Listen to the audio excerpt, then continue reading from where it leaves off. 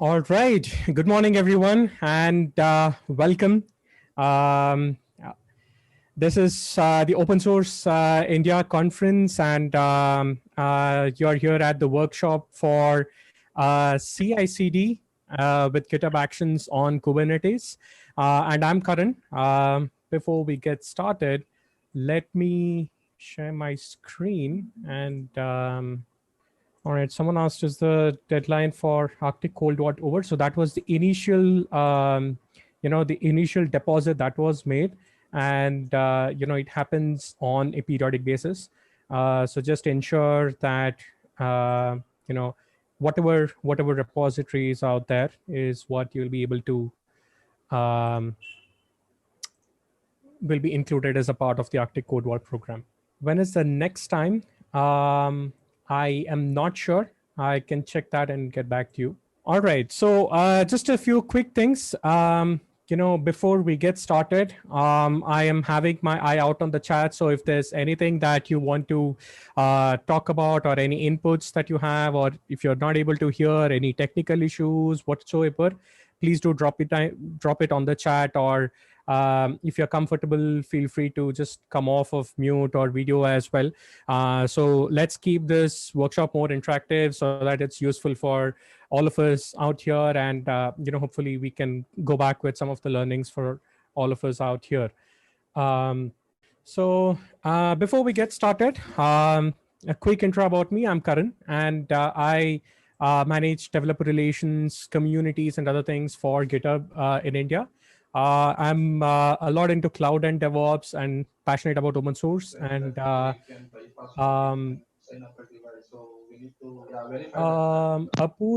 Apoor, sorry. Can you please, go on mute until if you have to want to share something, please go ahead. But just to ensure that the audio is visible for all of them. All right. So before we get started, I think many of you out here mentioned that you're kind of a little new to CI/CD and or Kubernetes, etc. So I'm gonna take the first probably 10 or 15 minutes quickly walking you through what exactly is CI/CD in a very brief manner, and also a very high level of Kubernetes, and then move on to how you can accomplish some of that. So this will be a very hands-on and a demo-oriented session. So if there's any questions that you have or anything, please feel free to stop me, drop me a chat or so, and then we can deep dive into any of the things. Yeah. So it doesn't have to be one way.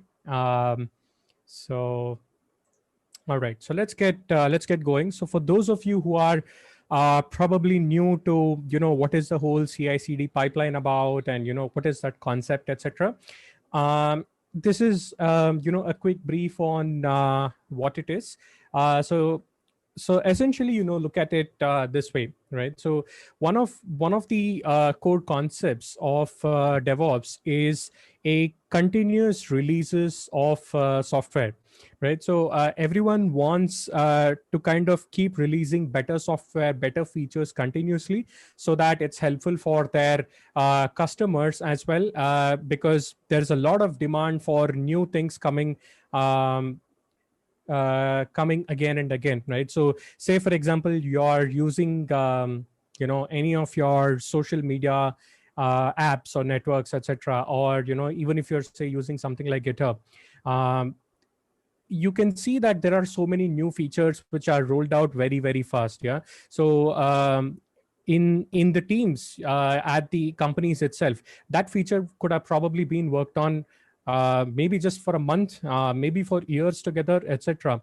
But what really is necessary for many of these companies who have adopted the DevOps practices and cultures, etc., is to release the code really fast and to make it very reliable, etc. So there are a few of these key tenets when you speak about what really forms a DevOps practice, and what really indicates the maturity of a DevOps model within companies, etc. So we won't dive more into all of that, but to give you, what a high level of these pipelines really look at, which enable, these continuous deliveries, etc.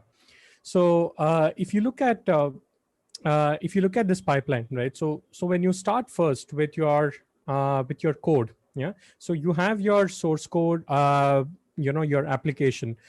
It could be just within one specific repository, or it could be even in multiple repositories, etc. Yeah. So you will often make use of multiple libraries, multiple frameworks, and other code which could have been written by your peers, etc. Yeah. So when you commit your code, that is when you push it to a repository, a central repository, or say on GitHub, etc. One of the first things that needs to happen is to bring all of that related code together to help your application actually successfully run. Yeah. So like how I mentioned, it could be your libraries, it could be others code, etc. So the first part again there is, you bring together your related code. And if you see over here, there are two components. There is a CI pipeline, there is a CD pipeline. Yeah. So when we first talk about CI pipeline, it is continuous integration pipeline. Yeah. So CI, that's what it stands for, continuous integration. So in continuous integration, what happens is that mainly two things: there is a build and there is a test. Yeah. So what exactly happens in a build is uh, it brings together all of the related code to build your application. When I say build, let me give an example of, say, a Django, a Python application which makes use of the Django framework. Yeah. So in your Python application, you might be having multiple say pip packages that you are using, or if it's your JavaScript, probably multiple npm packages that you might be using. And it could be multiple modules that you're using as well, right? And your application cannot really run without all of these brought together. And not all the time would you be working on it directly by yourself, right? So it could be multiple people. Say, for example, it could be Nikhil here, who can be working on one part, or it could be Ganesh, who is working on something else, and I'm working on something else. So the whole application has to come together and has to be built and integrated, such that once it has been integrated, it's ready to move into a application execution running kind of a phase. Yeah. So so in a build is where you do things like, say, you pull in all the dependencies, that is your, say, pick packages, npm packages, or even some of your aptitude packages on Linux, etc. Yeah. And then you create it into almost like an executable format. Now, what executable means for your specific application will be different based on what is the kind of application. It could be a binary. It could be something, like a .exe file, for example, just a plain binary. Or it could be a Docker image, that you can run somewhere. It could be, even just a compiled file, which will get, built again later on. So it could mean various different things. Yeah. But essentially, the concept is that you bring together all the related code, the dependencies, and everything else to bring your application in a final useful state. Yeah. So after that, what you have to do is you also have to perform tests on it to ensure that the built application works as expected. So in the example that I was giving you, say I have a Django application, yeah, using Python, and I've written one module, and then Raghavendra has written one, and someone else has written one other module, etc. So it has to it has to work properly together. So for that to be tested, you have to test the individual modules. Say, for example, my module or my individual even unit code has to be tested. And after that, when everything has been integrated, there has to be integration tests as well to ensure that, say, if you are using two separate um, ways of communicating, say you have a repo for front end, you have one for back end, and both of them are communicating via an API. Yeah. And if that API is not being accessed properly from the back end, the front end might not be able to actually uh, be able to connect to the backend, right? So all of these problems have to be tested for and solved in your integration test phase. So essentially, at the end of your CI pipeline, what's going to happen is you will have your application in a built and tested phase that can move into a delivery and or a deployment phase, which is what happens in the CD pipeline. Yeah. So in the CD pipeline, um, all right. Um, so in the CD pipeline, what happens is that you move your application into different stages of deployment. Yeah. So in this example, in the diagram that you see, uh, all of your application moves through a review, staging, and production. Yeah. So you can think of this as environments. You can think of this as processes also, or however you want it to. So say in the CD pipeline here, we take review as a process. Yeah. So that means that once my build is done, someone has to manually review it to ensure that it's optimal, it's exactly what's required, that can be moved to a staging and other phases, etc. Yeah. So note that the whole concept of having all of these CI/CD pipelines is to ensure automation and a very fast, reliable, and a tested delivery of your code. Yeah. So say for this example, it's a Docker image that I have that I want to deploy. So in my review phase, probably I'm just doing a quick check of, does it have all the layers that's required? Is it consuming too much of a space, or so? All of these could be automated. It could be manual as well, or you can probably just review that everything that's required has been, all the build artifacts have been stored and created properly, and all of those things. And after that, I can promote it to a staging environment. So in that case, probably what can happen is that whatever is your Docker image, or your binary file, moves into a staging set of servers or environment, etc., where you're gonna run your application to ensure that it's again working as expected in a environment that's very close and similar to production. Yeah. And you can probably run some more tests over there in your staging environment if you want, or you can check with the functionality and the features, or you can share the staging environment for reviews, say within your company, etc., to get an understanding of whether it suits and is good to go for production, etc. Ideally, you wouldn't want to have an application that's just built and tested, ready to be deployed immediately on production, because most often you can catch a lot of issues in the staging phase of your deployment. And after that, again, you can have multiple other stages as well, phases as well if you want. But usually from staging, some companies have like a pre-production, some of them directly move into production, etc. But essentially the path is to deploy it into a production environment such that all the users are able to use it, and have your application up and running over there for everyone. Yeah.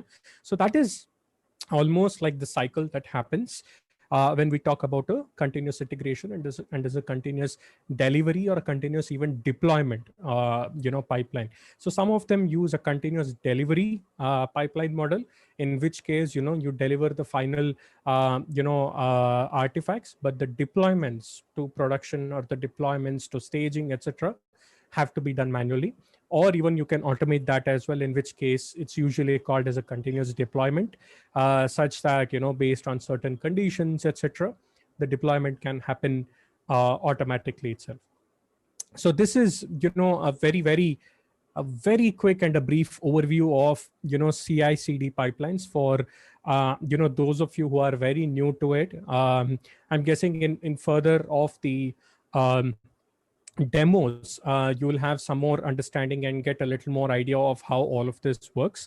And I'll be referring back to some of the concepts of this as well in the demos, so you're able to relate.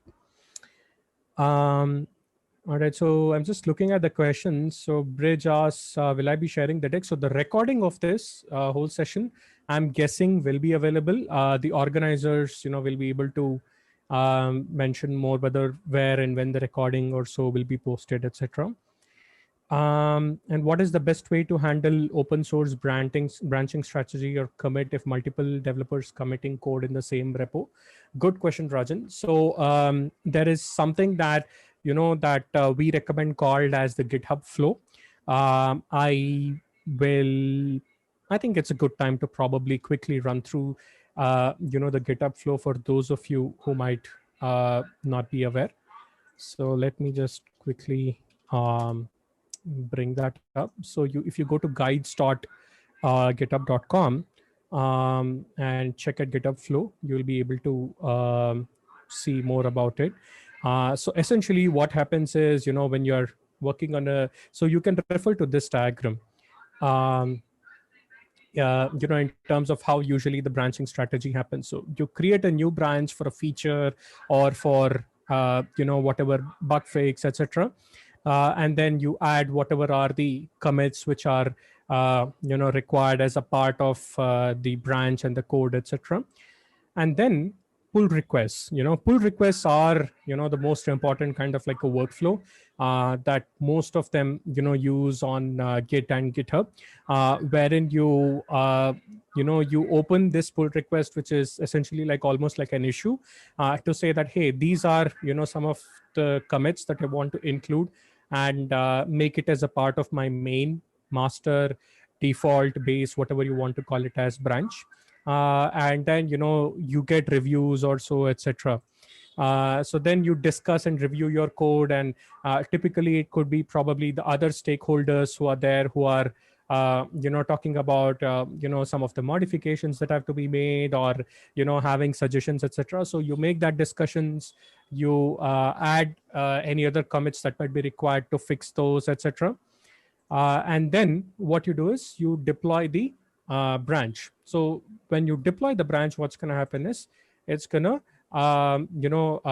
merge back later on to your main, that is default branch, so that your code goes through a process of being isolated from your main, say for example a stable or a production kind of a code, and at the same time you're discussing whatever changes have to be made in a separate area, and then committing it back once all the approvals are done into the main master base default branch, whatever you want to call it as.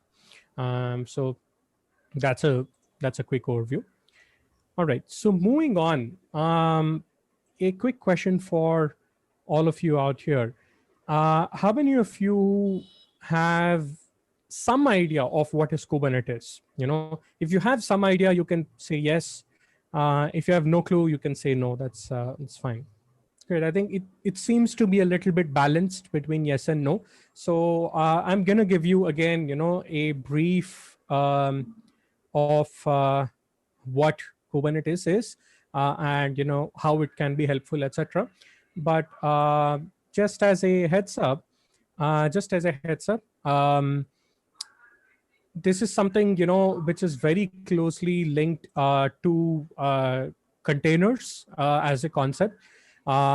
So if you know about containers, you will be able to understand the value of Kubernetes. But if not, I think containers is a little out of scope. I mean, the basics of containers is a little out of scope for this session, but I'll try my best to include some part of it as well for most of you. So essentially, if you look at it, towards your total left was your traditional deployment models. Where if you're, when I say traditional deployment, I'm talking of like bare metal servers. So you just have your hardware, and you have some operating system on top of it. So if it's if it's a server, then you have, say, some Linux operating system, and then you directly deploy all your applications on top of it. Yeah. So it would also mean that once the bare metal server runs out of any capacity, you have to start adding actual physical hardware servers to your deployment itself. So that was, the traditional model. Once when, server technologies and, all of, the deployment models came into existence initially. And then, excuse me, we moved on to a virtualized deployment model, where you have your hardware and OS, but you also have a hypervisor system, which basically what it does is it helps any virtual machines running on top of the hypervisor communicate with the underlying resources of the hardware itself, so that your virtual machine will be able to run in its own isolated environment. Yeah. So in the example, you can see that there are two virtual machines which makes use of a hypervisor. This could be something like like a KVM, or even any other. There are multiple hypervisor stacks, technologies, etc. But the concept here is that each of the virtual machine has its own operating system and dependencies of libraries, binaries, etc., and have the applications on top of it. Now, the container deployment model is what is used by a lot of companies, and is one of the most picking up kind of like deployment models as well, where essentially what you're doing is you're having your hardware and OS, but instead of a hypervisor, you have a container runtime. So there are multiple container runtimes, Docker being the most famous technology, which which we'll be discussing about. So the container runtime essentially helps run multiple containers. So if you notice, the containers won't have its own virtual machine. It's going to make use of the underlying kernel in order to run and make use of the resources. So for those of you, you might also probably be thinking about, hey, but in our container we often use like an Ubuntu or a Debian base image, etc. But that's often not like the whole operating system itself. So that's a brief of a container deployment model. Yeah. So where does Kubernetes fit in? Yeah. So if you think about how things scale, how these deployment models scale, if you look at the traditional deployment, so the way to scale this is only by adding more and more and more hardware. Yeah. So say for example, I have, just for the sake of simplicity, I have like a server with say 20 GB RAM and a 1 TB space, and say I have like a 32 core 32 CPUs. Yeah. So when I have deployed enough applications on that, and it's exhausted, I have to start adding more hardware myself. Yeah. No one's going to do it for me because I am the one deploying it on the servers. In a virtualized deployment model, this is usually managed by someone like a cloud provider or hosting provider or whoever it is, where it still makes use of that underlying hardware and the servers, but I don't have to worry about actually going and provisioning all of these servers and maintaining all the resources and things like that. It's someone else who's doing that for me, say like a cloud provider like Amazon or Google or Microsoft or anyone else. And what I'm doing is only I'm creating virtual machines on top of all of this infrastructure, and I can create and destroy whenever I want, etc. Yeah. So the way to scale that is most of the cloud providers these days offer really big, almost like an unlimited scale, where I can create hundreds or even thousands of virtual machines, and the cloud provider is going to take care of how to handle the hardware and operating system and all of those things. And what I have to take care of is when I have these many virtual machines, say I have 100 virtual machines, I have to care about it from a multiple aspects in terms of what's the networking going to be like, and what all ports are going to happen, how are the applications going to talk to each other if they are part of different virtual machines, and all of those things. Yeah. in a container deployment model, what's going to happen is, again, there are different ways how I can run containers. I can run containers in my virtual machines, or probably many of the cloud providers these days offer it as a service as well, something like AWS ECS, which is Elastic Container Service, where I can deploy my containers to be run. I can have and put my container over there, and then that it is their problem how they want to run. But the challenge when it comes to a container deployment model is, how do you manage so many containers and the deployments of all of these? Yeah. So so it's almost about how do I manage things like networking? How do I manage um, things like storage and multiple things? Sorry if I'm a little distracted. There are a lot of people who are joining in at the workshop, and I have to go and then manually allow them into the workshop. So I'm just getting all of these notifications saying that they're waiting. So this is where, when I'm talking about the orchestration is what it is called, how Bridge rightly said, is how do you orchestrate all of these containers such that the containers are able to talk to each other or are isolated, and how do I manage newer versions of the applications, and a whole lot of things. So quick overview is, this is where Kubernetes comes in. Yeah. So Kubernetes provides you with things like service discovery and load balancing. Yeah.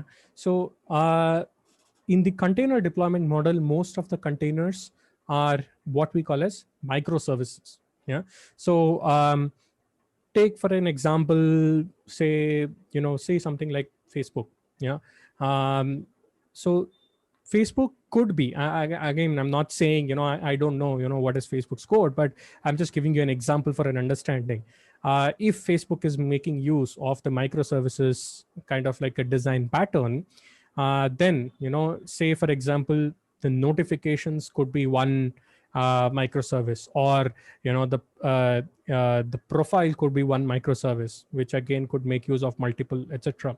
So, when you're having multiple microservices in an application which does one single task, that microservice again could be making use of multiple containers. So when you have so many containers, service discovery becomes a problem, because you should be able to connect to the right service and get the info that you need, and also ensure that that service is something that you are aware of, or the orchestration platform is aware of, right? So think about it in this way. If you were to connect one virtual machine to another virtual machine, from a networking angle, how would you do it? You might probably say, okay, I have an IP address for this virtual machine, I have an IP address for this virtual machine, I'm going to use that IP address to talk to each other. Yeah. But in the case of containers, if you have 100 containers, yeah, let's assume those have IP addresses, it becomes a nightmare for you to manage those IP addresses. And most often those containers won't have a permanent IP address. If you stop the container and stop a container, it could be a new IP address. Yeah. So that's where things like services come into play. And you need to have a solution for handling all of that together. And of course, load balancing. Yeah. The second part is also storage orchestration. Now, when I say storage orchestration, what it means is essentially managing storage for all of your containers. Yeah. So say I have, back to my example of a Django application using Python. Yeah. So there I can say that, the front end, probably requires a little bit of storage to, maybe store some temporary files or something of that sort before it is sent over to the backend, and the backend needs a little more storage for databases and logs, or whatever it is. Yeah. So now again, think about this in scale. If there are 100 such containers that I'm having, managing storage for all of this, if I were to do it manually, would be a nightmare, So that's where, a orchestration tool like Kubernetes comes into play and help manage storage for, all of these.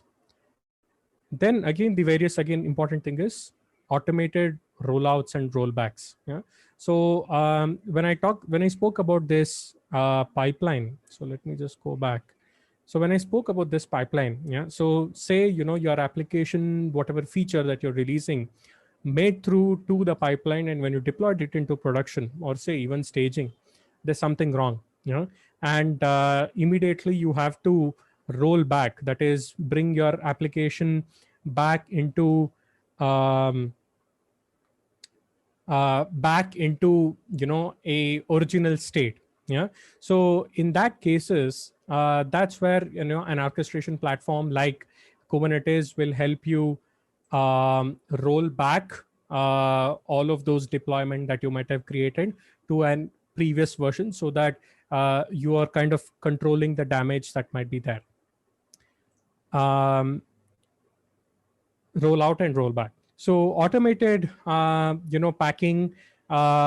So when you talk about packing, right? So it's essentially, say again, let's talk about 100 containers. Yeah.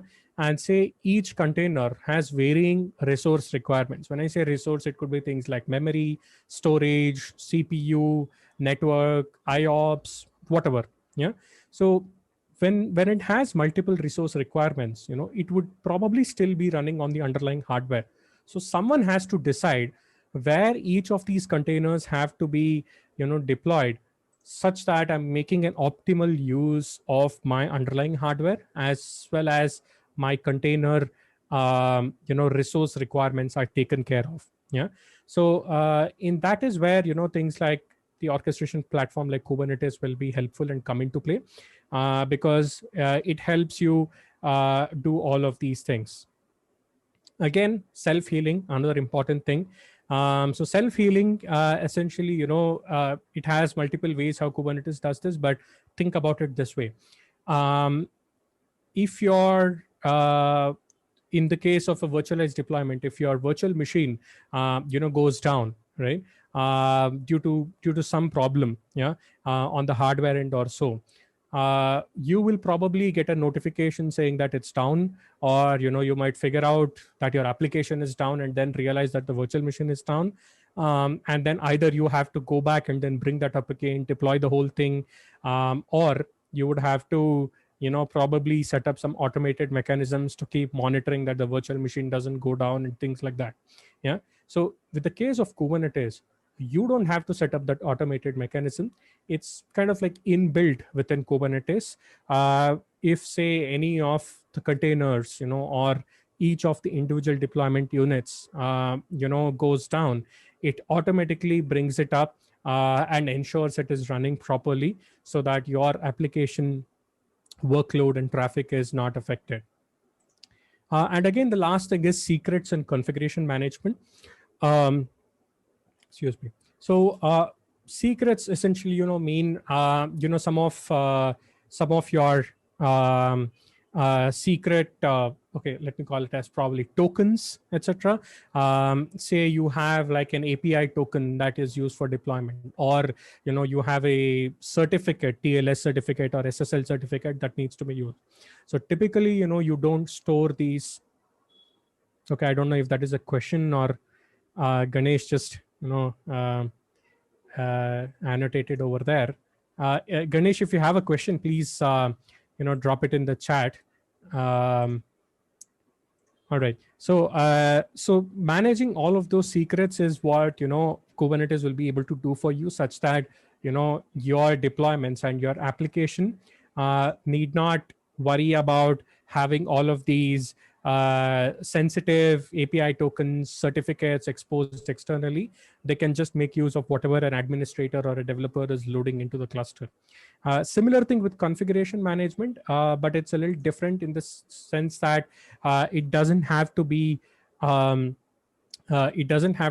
that's sensitive. It could be a configuration. For example, what is the location for my database directory on storage? Yeah, so that could be dynamic. You can store it as a configuration, and then the container can just pick that up and then use it within its application. Yeah. So there are multiple other advantages of what Kubernetes helps you with. But I think one of the other things is Kubernetes is a completely open source orchestration platform. Yeah. So if you go to GitHub, you can find Kubernetes over there, and all of the multiple components that are being deployed continuously onto the main Kubernetes engine itself. Yeah. So I see there are some questions coming up, so I'm gonna just quickly take up that. So for microservices, is Service Fabric out of Microsoft plate now? I'm not sure if that, Rashmi. That's something which you probably should have to ask Microsoft folks. So Pratik says microservice same as API. Not exactly. So think of API as a means of which a microservices exposes itself. But microservices is essentially a design pattern. Similar to how you can say like a MVC as a design pattern.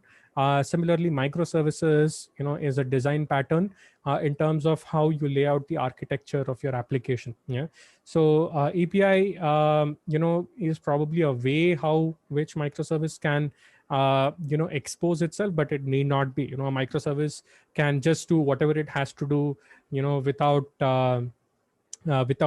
even having an API in some cases. Ganesh, automated bin packing, what exactly happens internally? So I'm gonna come to that. So the next one where I'm gonna be talking a little bit about how Kubernetes works, I'm gonna be talking about what this exactly packing means. Hello. Yes, Vijay, please go ahead. So I have two questions. One is like, say, if I am having a monolithic application, so can I containerize it and can Kubernetes manage a monolithic application?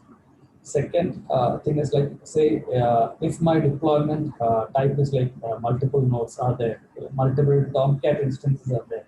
So how I decide that this particular Tomcat instance should go to one Docker container, and this should go to another container. So is there any best practice you say that the dividing these things? Yes. So first, to your first question, if you have a monolithic, can you containerize it? Right. I think that was the first question. So Yes. yes, you can. You can containerize it, but one thing that you have to probably keep in mind is see the container deployment model has a lot of benefits. Yeah. And there is a reason why many of them adopt the container deployment model. Yeah. So it's not really a good practice to say that, okay, I have my application and I'm going to put it within one container itself. Yeah. I mean, technically you can still say it's containerized, but are you making the best use of containerizing your application? I don't think so, because the whole idea and the whole benefit of containerizing an application is to make each of the components of your application loosely coupled and highly available and reliable. So if you're saying, say my whole Python Django application, is gonna be within one container itself. That's not a good practice. Ideally, you would want to have something like your front end, if it's say an Angular or a React or so, etc. In a one or more containers, and you might want to have your backend. Say if it's when I say backend, your business logic, say a Django application or any of the frameworks, etc., in one container or more, and then your database in a separate container, your logging in a separate container, etc., so that you can make the best use of your containerized deployment model. So that if you think about it, right, if you put everything into one container, if the container goes down, yeah, your application goes down. It's very similar to how it might be in a case of a VM.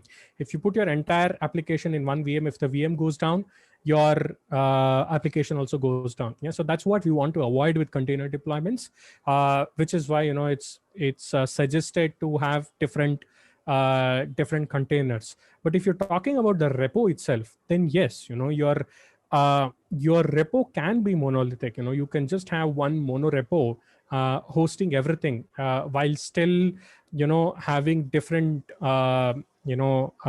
containers for each part of your application. That's still possible.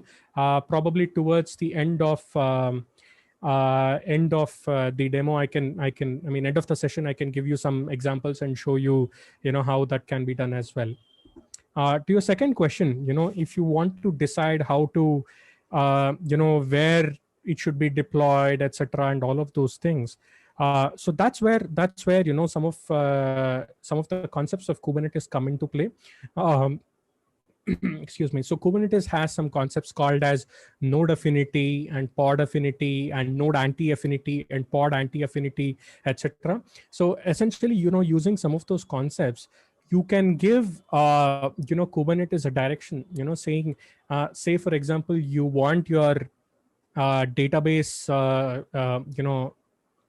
container, or let's say pod, to be run only on nodes which has an SSD. Yeah. So with some configuration, you will be able to give that direction to Kubernetes, such that whatever your database container or that deployment that you have is always gets deployed on a node with SSD.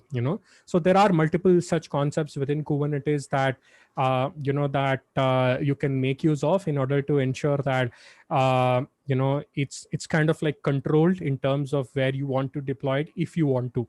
But ideally, it's the whole idea over here is to keep it to let Kubernetes make most of the decisions, but give Kubernetes the direction in terms of how to take some of those decisions, so that a lot of this is automated for you, and you don't have to keep on doing it again and again. All right, so I can see some more questions over here. I'm going to just take a couple of more before moving in. Can I control the microservices priority choosing?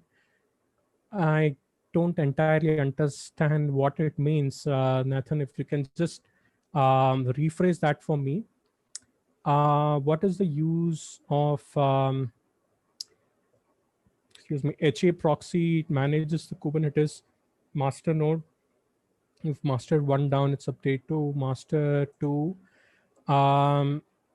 Mahesh, I don't exactly understand what you're asking, but let me try to answer it based on my understanding. My understanding is, how is HA proxy used? Now, see, HA proxy is again, like a helps you, distribute a lot of your load, and also has things like health checks to understand whether, something is up or not, and does the load balancing.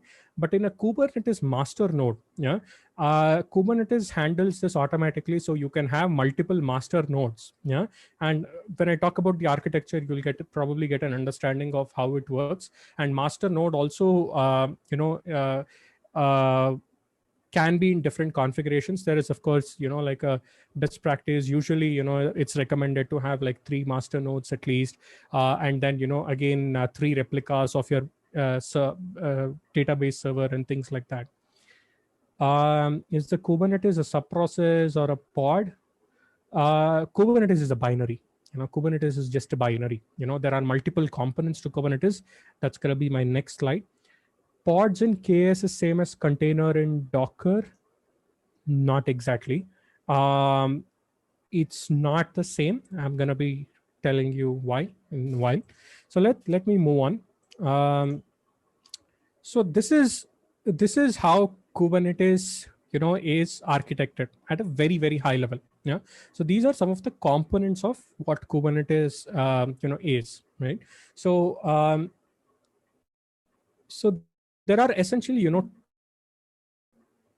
multiple components over here, but the first component that I want you to see is there are nodes. Yeah, there are 3 nodes. Yeah, so now nodes in this case can be something like a virtual machine. Yeah, so for this example, let's think of it as a virtual machine, but it can be it can be a virtual machine. It can be a actual physical hardware server. It could even be your Raspberry Pi, Arduino, etc. Basically a node is that resource which provides you compute, storage, networking, etc. Yeah, so there are multiple nodes on which it runs on top of.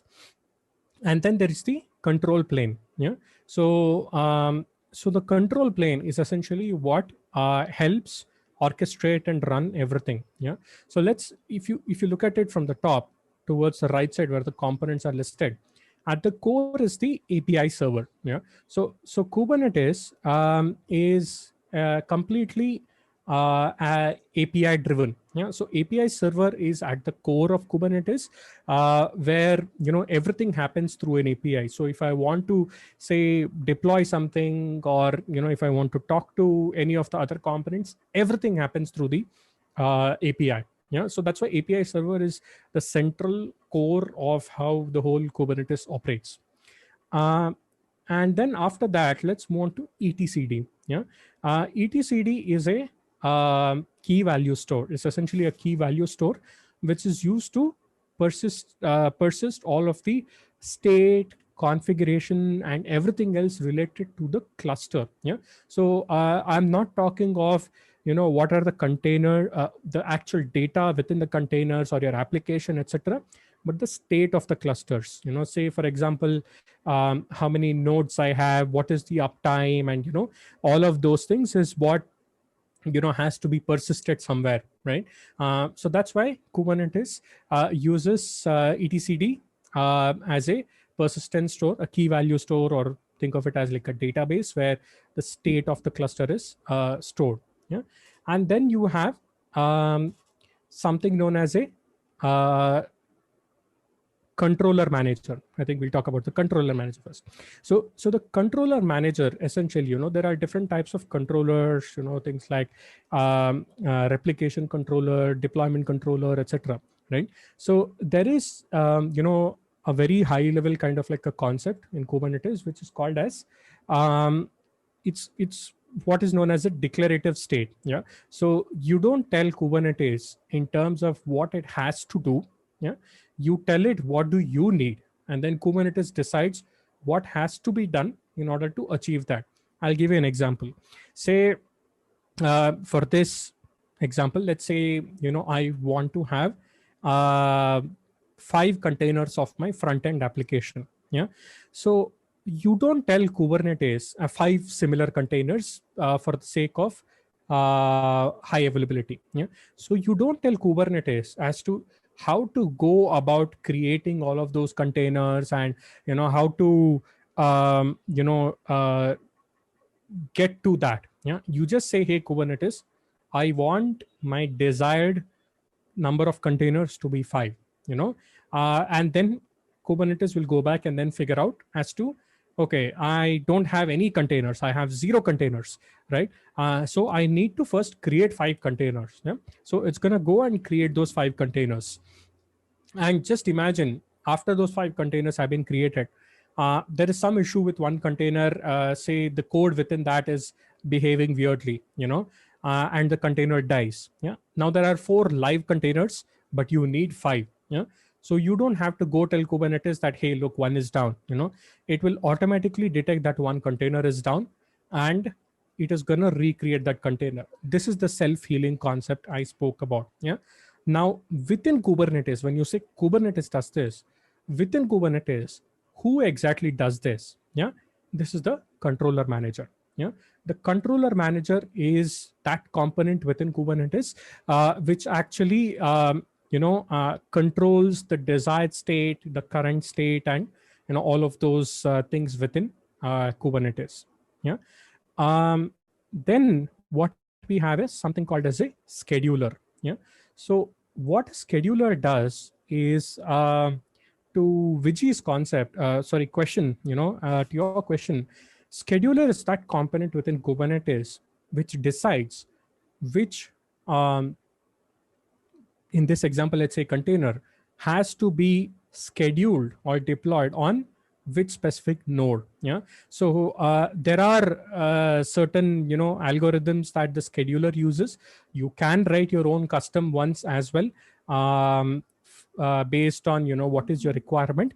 But there are certain ways how it decides as to where it has to, it looks at, how many containers are running on each node, and how many, how much resources available on that node, what is the resource requirement of the container itself, and all of those multiple things, and it makes a decision.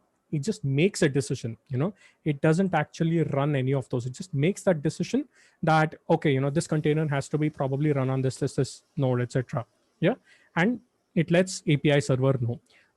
Just remember, API server is at the center of the whole Kubernetes orchestration. So controller manager tells API server what to do. It doesn't talk to anyone else.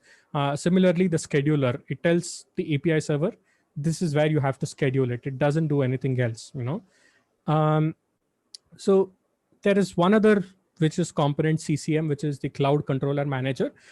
Think of it as very similar to the controller manager, except that it talks directly to a cloud provider API.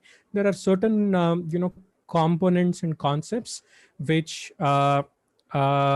which a cloud controller manager will do, which is very specific to that cloud. If I have to say create a load balancer, for example, how to create that load balancer on say AWS or GKE, I mean Google, or Microsoft's Azure, etc. Right? Is decided by the cloud controller manager based on its own APIs. Yeah. Now, coming to the node, what exactly runs? Let's take virtual machine as an example, as a node. So say I have 3 virtual machines, which are nodes. What runs within these? There are 2 main components. There is something called as a kubelet and a kube proxy. So what kubelet is essentially, think of it as like an agent. It runs within every node that is a part of the cluster. Yeah. And it keeps checking with the API server, and it is the one responsible for actually running those containers and monitoring those within the nodes. Yeah. So a scheduler might say, hey, schedule this container on node 1. Yeah. In the API server. Now, kubelet is that component which picks up and then says, okay, I'm gonna now run this on this specific node, right? So kubelet is part of every node, whereas the control plane components usually is what is called as a master node. Now, if you're doing your own deployment, if you're deploying Kubernetes by yourself, you probably might be deploying this in a node by itself or multiple nodes. But if you're using a cloud provider, like Amazon or Google, etc., then the control plane is usually managed by the cloud provider itself. And you don't have to worry about high availability of it and things like that. Now, the last component is kube proxy. Kube proxy, again, essentially is one other component which helps with, things like the networking aspects of many of the containers and other things, running within within that specific node, and network policies and things like that. But that will be a little more deep dive, which we won't get into it. So essentially, this is a high level, of how a Kubernetes cluster and what are the components, and how it operates. And this is again at a very high level. So we won't be going very deep into how some of this works, but I'll hopefully by the end of the workshop you'll get an idea of how some of this all comes together. All right, so any questions? Can you repeat kube proxy? Okay, see, kube proxy is that again a component which runs within every node, similar to kubelet, which helps with the networking aspects of the containers or the pods running within every node. So it could be things like a network policy, or things like should these containers be accessible outside of the node, and how do they talk to each other, etc. You know? So if you notice, I'm a little hesitated of using the term containers when it comes to Kubernetes. The reason being, the smallest unit of deployment within Kubernetes is called as a pod and not a container. So pod essentially is that unit of deployment which can have one or more containers. Yeah. So if you look at container as one unit of packaging, pod is, encompasses that. Right. So pod is the smallest unit of deployment. So you cannot really deploy containers directly, excuse me, but you can package containers within pods and deploy those pods. Now it's usually, recommended to have one container, um, uh, only one container within one pod, but usually there are use cases where you can have multiple containers, as well within pods. So think of, pod almost similar to a container, but it's a very more basic unit of deployment. So Yashwant asked, can we use multiple cloud providers for single application to deploy on Kubernetes? If yes, how to migrate traffic based on application health and manage? So yes, you can use multiple cloud providers for single application.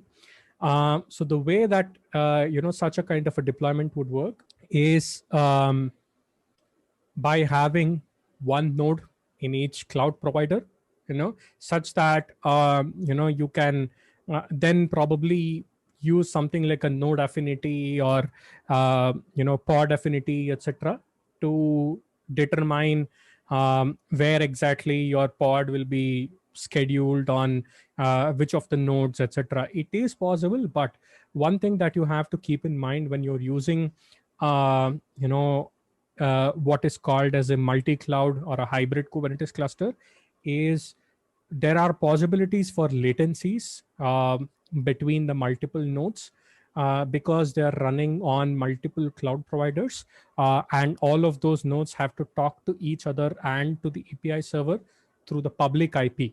Yeah. So if you're using a single cloud provider and you have something like a virtual private network within your deployment, the nodes would be talking to each other within that cloud provider and within the virtual private cloud itself, which possibly sometimes could be just a private network, so it's very much faster. So just keep that in mind. Are nested pods possible? um, if you're asking about can there be a pod within a pod, no, but you can have multiple other higher layers of managing multiple pods together. There are things like replica sets and deployments and stateful sets, etc., which consists of multiple pods. We'll be seeing one of them in the demo where you can see multiple pods. The best practice is adhering to one app per pod. um, One no, it's not one app per pod, but one container per pod. Similar to Vijay's question earlier on, if can you containerize it. So if you containerize it, you mostly usually will have multiple containers. Yeah. So let's take an example. There's going to be a front end container, there's going to be a backend container, and then there's going to be a database container, and say then there is going to be a monitoring container, and then say there's going to be an asynchronous or a real time or something like that. Yeah. So 4 or 5 containers. So the best practice is usually to have one container in one pod. So front end container, front end pod, backend container, backend pod, like that. Can we record this session? Yes, Somnath, this session is being recorded. Can multiple pods present in a single node? Yes. So that's the whole concept of using Kubernetes, because you can have almost as many pods as possible within the resource constraints of that node. Say for example you have like say like 10 GB of memory on the node, and a certain amount of CPU cycles. Yeah. And each of your container, if it makes use of 100 MB of RAM, that means you can have almost 100 containers on your 100 pods. containers, pods, on your node. So you definitely can have that is the whole advantage, because we will be dealing with only pods as a deployment object, and not looking into what nodes usually have. So the nodes, once it's provisioned and part of the cluster, we only look at it from a pod angle. Someone says they can't hear my voice. Can everyone else hear me? Okay, I think then probably you might have to rejoin. Got it. Okay, so before moving on to GitHub Actions, since I'm guessing many of you are a little bit new to Kubernetes and CI/CD, need your permission to record the session. Yeah, please go ahead if you want to. No problem. I'll probably gonna give you a few more smaller concepts of Kubernetes. This is a repository which I just found that someone had put up in terms of a few diagrams for Kubernetes. So I think it gives you a little more understanding of how things works. So if you so just to keep in mind, yeah, one of the other things is everything is an object within Kubernetes. So so there is an object called pod, there's an object called deployment, there's an object called replica set or so, etc. Right? So if you see something as object, it just means one of those various different units within Kubernetes. All right, I'm gonna share this link for you over here. So if you look at it, so in this, it shows the relation between deployment, pod, and container. So essentially, say pod 1 has container 1 and up to multiple containers if you want. Yeah, and there can be multiple pods within a deployment object. So this is one relation where there is a deployment which has multiple pods, and then each pod has one or more containers. So this is how the pod and the node concept looks like. So in the Kubernetes cluster, in this example, there is say one node or multiple nodes, and each of our multiple pods are deployed in the nodes. There's the pod node relation. Services are essentially a way for you to expose your pods to an external world outside the cluster, so that it's accessible through something like a load balancer or so. I'm going to show you a little bit more about this in the demo. You'll get an idea of it then.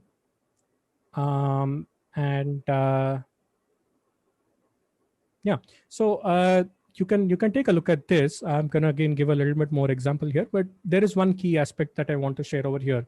So a rolling update, so like how I mentioned, one of the advantages is Kubernetes manages a few things like availability, rollout, rollback, and all of those things, right? So so rolling update is one of the concepts which you can use within an object like deployment.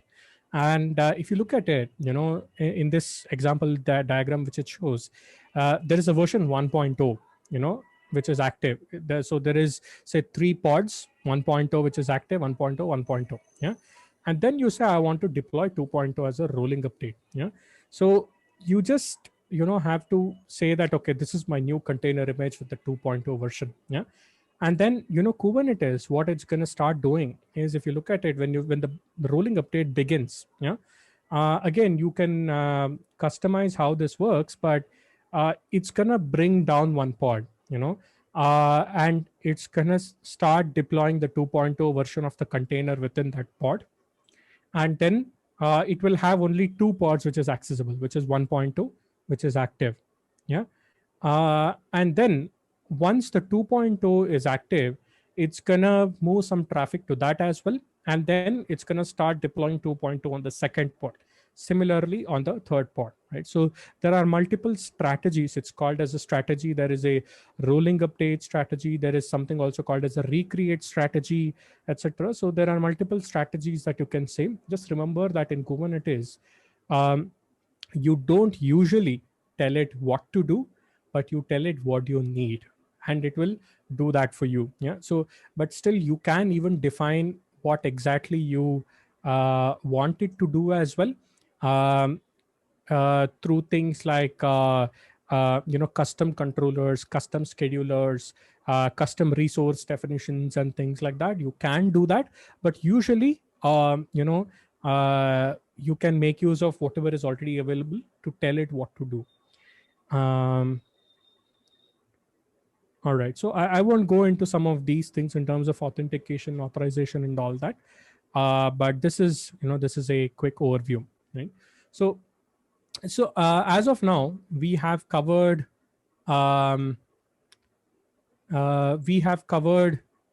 some basics of CI/CD, some basics of Kubernetes. Now let's cover some of the basics of GitHub Actions, and then we're gonna bring together all of it in um, in the demo, right? Um, so any questions as of now? For rolling update, is it possible to not have a state where both versions are active at the same time? Yes, Avnish, it is possible. You can define that. There are multiple options for rolling update which you can, which you can configure to ensure that at the same time you don't have like multiple versions of the same application. You can use a recreate strategy as well, or even within rolling update there are multiple options like how many unavailable pods should be there, how many surge pods should be there, etc. Using that you will be able to configure that. Any other questions? Then there'll be downtime. Need not be. There need not be a downtime. So like how I mentioned, in the example which I showed, I'm guessing the use case over there, uh, I mean, the way that they would have configured would be that they would have had probably a unavailable as one, so you can configure options. I can show you about that in the demo, but essentially you can say that you can mention a surge, right? So say you have 3 pods, yeah, you can say, okay, you can surge up to like say 5 or 6, etc., which means that at any point when you're deploying, you can have a maximum of this many number of pods. Yeah, so that will give Kubernetes a little more flexibility to ensure it is not bringing down any existing pods, but rather creating new pods and then deleting old ones while kind of like moving traffic. Okay, Mahesh, I have 3 master Kubernetes cluster. In that 2 master, that can third master will handle the load and distribute requests to worker node. It again depends on your workload, but if you're assuming that if you're asking that whether can it really handle, then yes, so that is the whole concept of high availability of master nodes. So if you're having 3 master nodes, 2 of them died, the third one can still handle, but you just have to remember that the master node is not the one which is getting all your application traffic. The master node is might be having the control plane which has the API server, the scheduler, etcd, etc. The traffic will probably still be through things like your load balancer and worker nodes and other components that you might have, right? So just keep that in mind. Where do we define the surge updates count? So you can define that within a manifest for that specific deployment object. I'm going to give you an example. Rollback. So rollback essentially, in the example which I was sharing about, on the GitHub repo, in that case, a rollback would mean that it would be back to a version of 1.0. and probably not a 2.0. It will be back to a 1.0. Yeah. So that would be a rollback. Yeah. So it will, all of the pods where the container is 2.0, it will get rolled back into, the container images, which had a 1.0 version, and all of this will be recorded. I can show you more about it. Alias Docker Swarm versus Kubernetes. Oh, okay. I think if I answer this, it's gonna start a debate. So essentially, Kubernetes grew up rather, addressing a lot of the lot of the pitfalls that Docker Swarm had, in terms of scale, in terms of the flexibility, and a whole lot of other things. So. That's the reason why many of them prefer Kubernetes. But you can go to understand some of the more specifics of what it is. I won't be answering it over here because some of them have like a very strong opinions of Docker Swarm versus Kubernetes. But yeah, so any other questions?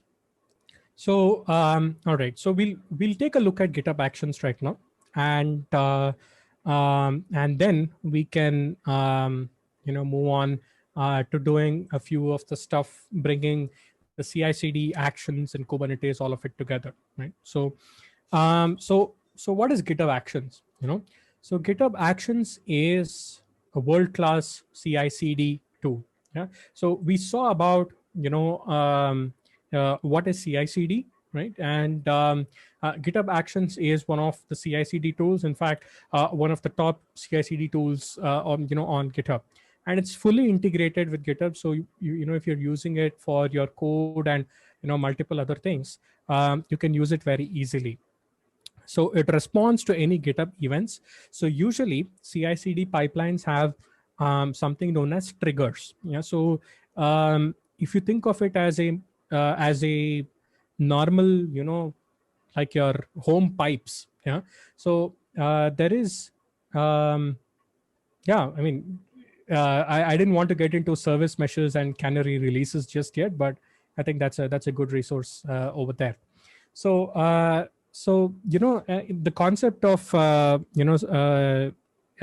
many of the CI/CD pipelines, there is something known as triggers, which will essentially trigger the pipeline for you, such that on certain events the pipeline starts executing. So say you have a new commit to one of the master branch, or sorry, the only master branch, yeah, the main branch. You want your pipeline to get triggered that time, or you create a new release. You might want your pipeline to get triggered that time, or you add a new tag. You want your pipeline to get triggered that time. So when I say trigger, it just basically means that you want your pipeline to start executing with that specific code at that time. So GitHub, actions can run using any platform, any language, on any cloud. And also, there are things called as matrix builds. So in a matrix build, essentially what happens is that, say you're doing, say, builds or tests, etc., right? So in that case, say you're using a Python application. Yeah. um, you might want to test your application with, say, multiple versions of Python. Say, for example, though that's unlikely because Python 2 and Python 3 is different, but say within Python 3 itself, multiple minor versions you might want to test within it. Yeah. Or build for those multiple Python versions. And similarly for multiple, say, operating systems. You want to, say, build for Mac and Ubuntu, or multiple other operating systems. Yeah. So you almost have like a matrix, where you say, okay, Python, say, like 3.5, and 3.6, 3.7, 3.8, and then also for, say, Mac, and then Linux or Docker, etc., right? So you can define that very easily in GitHub Actions, and you just define what that matrix almost like looks like, and all of those builds happen automatically for you for the different versions, and different even operating systems, etc. So this pipeline when it's running, GitHub Actions gives you a streaming, a searchable, and a linkable logs as well, so that you're able to know what exactly is happening at that point in time. There's a built-in secret store, so that things like if you're storing any, say, certificate data, SSL certificate data or TLS, etc., or you're storing, excuse me, some tokens, you don't have to have it within your code. You can store it in your GitHub secret store repo, so that you can use it automatically without exposing the actual content of that secret. And it's very easy to write and easy to share. I'll show you how that looks like as well. All right, so let's dig in a little more deeper into workflows. So I just want to let you know one thing. So while you're looking at some of these concepts, just to relate back to the CI/CD pipeline that I was talking about, if you're new to it, you will be able to relate some of it over here. So where does Kubernetes sits in the CI/CD pipeline block diagram? CI/CD, the Kubernetes essentially, like how I said, is an orchestrator. Yeah. So the environment of production, so let me just go back over here. So when I'm talking of, say, the staging or the production environment, say the production environment can be a set of virtual machines, or could be a Kubernetes cluster, right? So this is where Kubernetes would fit in. Now again, you can even have like this whole pipeline itself running on Kubernetes. Even that is possible. You can have something like Go CD, right, which is a pipeline which runs on Kubernetes. Or you can even have GitHub Actions pipeline itself run on Kubernetes. So there are multiple ways that the pipeline, the build, and the testing can happen on a Kubernetes pod, or the staging or the production or the review environments also can be on a Kubernetes cluster. Yeah. So it depends on how you want to kind of like plan it out. All right. So back to this. So like how I said, so using actions, you can deploy to any cloud. You can do things like create tickets in Jira. You can publish a package. You can do a lot of things. You can use a lot of the open source libraries available on GitHub, or you can even create your own actions, and you can even create them in JavaScript or container, etc., and use it to interact with GitHub API or even like a public API, etc. So I'm going to show you what it is. So this is an example of the live logs. So you can see that as and when each of the step in the pipeline is running, you can see logs of the stages where it is at, how it's going on, etc. And they're easily formatted for readability, and they have these line numbers, so you can link to that specific line to be shared or so, etc. So you see over here on the top, you can also see that this pipeline is running on Mac OS, so you can have it run on any operating system. You can even use it to kind of make it a part of your workflow, which is usually what the case is. So for example, if I have to write a code which I create a pull request for to be merged into my master branch, yeah, so I can make it such that when the pull request has been created, all of these workflows run. Say for example, the build has to pass, and testing has to pass, and say for example, the publish also has to pass, and only then it will allow me to actually merge this. So you can define those as well. And a lot of the companies use this as a part of the workflow to ensure that whatever pull request code that they're getting is of a high quality, and maintains or kind of passes all the checks which is required to push this into the main branch. So this is how an actions workflow would look like. So basically it's a YAML file, it's all just a YAML file where you define what this pipeline is going to look like and how it's going to run. Yeah.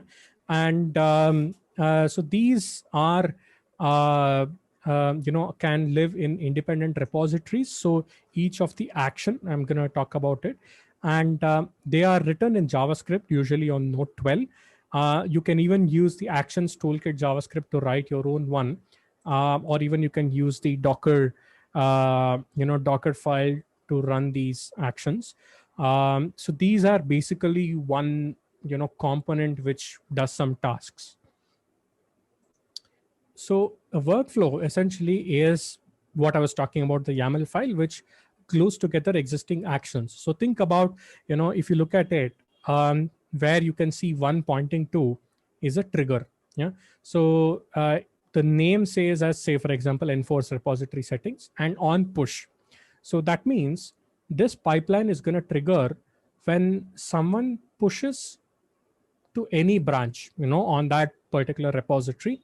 This pipeline will get triggered. And there are multiple, kind of actions that you can use, things like shell scripts. So where you can see two pointing to the pointer, it says run. So what it's going to do is it's going to run this specific shell script within the runner. So the pipeline will have something called as a runner, where all of this is going to execute in order to do the specific task that you want. So if it's a build, or if it's test, or whatever it is, essentially think of it as like a virtual machine. It's going to create almost like a new virtual machine for each of the job, and it's that virtual machine is essentially called as a runner, which runs all of this. So when you use the run kind of action, you're essentially directly executing some code on the runner VM.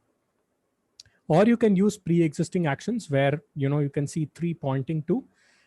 It uses a pre-existing actions written by the community. It's EL Studio Actions JS, whatever it is. So when you're looking at it on the marketplace, it will give you some details of what it does, etc. Or you can have it run on Docker as well on Linux VM. So it can run on Linux, Windows, and Mac. So all of these runners, the underlying like virtual machine, can be a Mac, can be a Windows, or can be a Linux as well. So the stuff to keep in mind regarding workflows is events. So events are the ones which kick off the workflow. In our example, here you can see push is the event. So when there is a push that happens, it kicks off the workflow. It can be pull request, when someone creates a pull request, when someone does a release, when someone does a tag, when someone does a comment. So there are various different events. Pretty much, everything which is there on the GitHub API, you can use it as events to kick off the workflow. The second part is jobs. Yeah. So jobs run, like how I said, in their own VM. So if you have one workflow with say 3 jobs, yeah, so each of those jobs will run within its own virtual machine. Yeah. And it's going to run in parallel unless you define otherwise. So when say a push happens and the workflow gets triggered and there are 3 jobs, if you don't define anything, all the 3 VMs will get started and the jobs will start running in each of the VMs. And then there are steps. Yeah. So steps run in the same virtual machine. Yeah. So steps will be there within each of the job. Yeah. So the hierarchy is you have a job and then you have a step. So these run within the same virtual machine and they share the file system as well. And then you have the logs, which are searchable, like how I mentioned. The next is, so this is how a basic, a Java plus Maven, a basic CI workflow would look like. So just look at the right side structure first, so the on says push. That means it's going to trigger when a push happens. Jobs, is a keyword over there which says list all the jobs. So build is the name of the job within my workflow file. And you can see that there are 5 steps. Yeah. So the hyphen indicates each of the individual steps over there. Yeah. You can give it each step a name if you want, or you can even ignore it. If you give it a name, it's going to show in your logs, so you know what exactly is happening. So within the job, you can see over here that it says runs on Ubuntu latest. So so this specific job runs on the latest version of Ubuntu virtual machine. And so these are actions, like how I said, are composable. Excuse me. So you can see the first action where one is pointing to. What it does is checkout. It does a checkout of your Git repository, but it need not be, you know, this. You can basically check out any branch, any tag, any commit. You can check out everything. So basically, you can say check out this specific, you know, reference within my Git repository into the runner. Not within your back same repository itself, but within the runner, so that I can continue with my steps using those specific set of files. And then, you know, there are setup for most languages, you know, in where 2 is pointing to. This is a setup for, you know, setup hyphen Java is for the basic, you know, Java. So basically it creates whatever is required, you know, installs, you know, Java, JVM, and all of those things within the runner. So you can go ahead with the basic setup required. And the third, you can see Maven is being run by, run through a shell. So it's just doing a MVN package. And then in 4, you can see that the artifact is being, you know, uploaded separately. So it's, you know, an upload artifact, which, you know, is stored across your repo, and then, you know, you can use it to download. But if you're using something like containers, this is, you know, the step where you're going to build that container and push it to some repository in order to use it. So, so the triggers, like how I mentioned, you know, you can listen for multiple events. So you can say when a push happen, when a pull request happen, when a you know, issue is created or whatever it is, you can trigger the workflow for multiple events that you want, or just 1 or 2. You can even qualify. So you can say create is an event, but create of what, you know. So creation of a tag.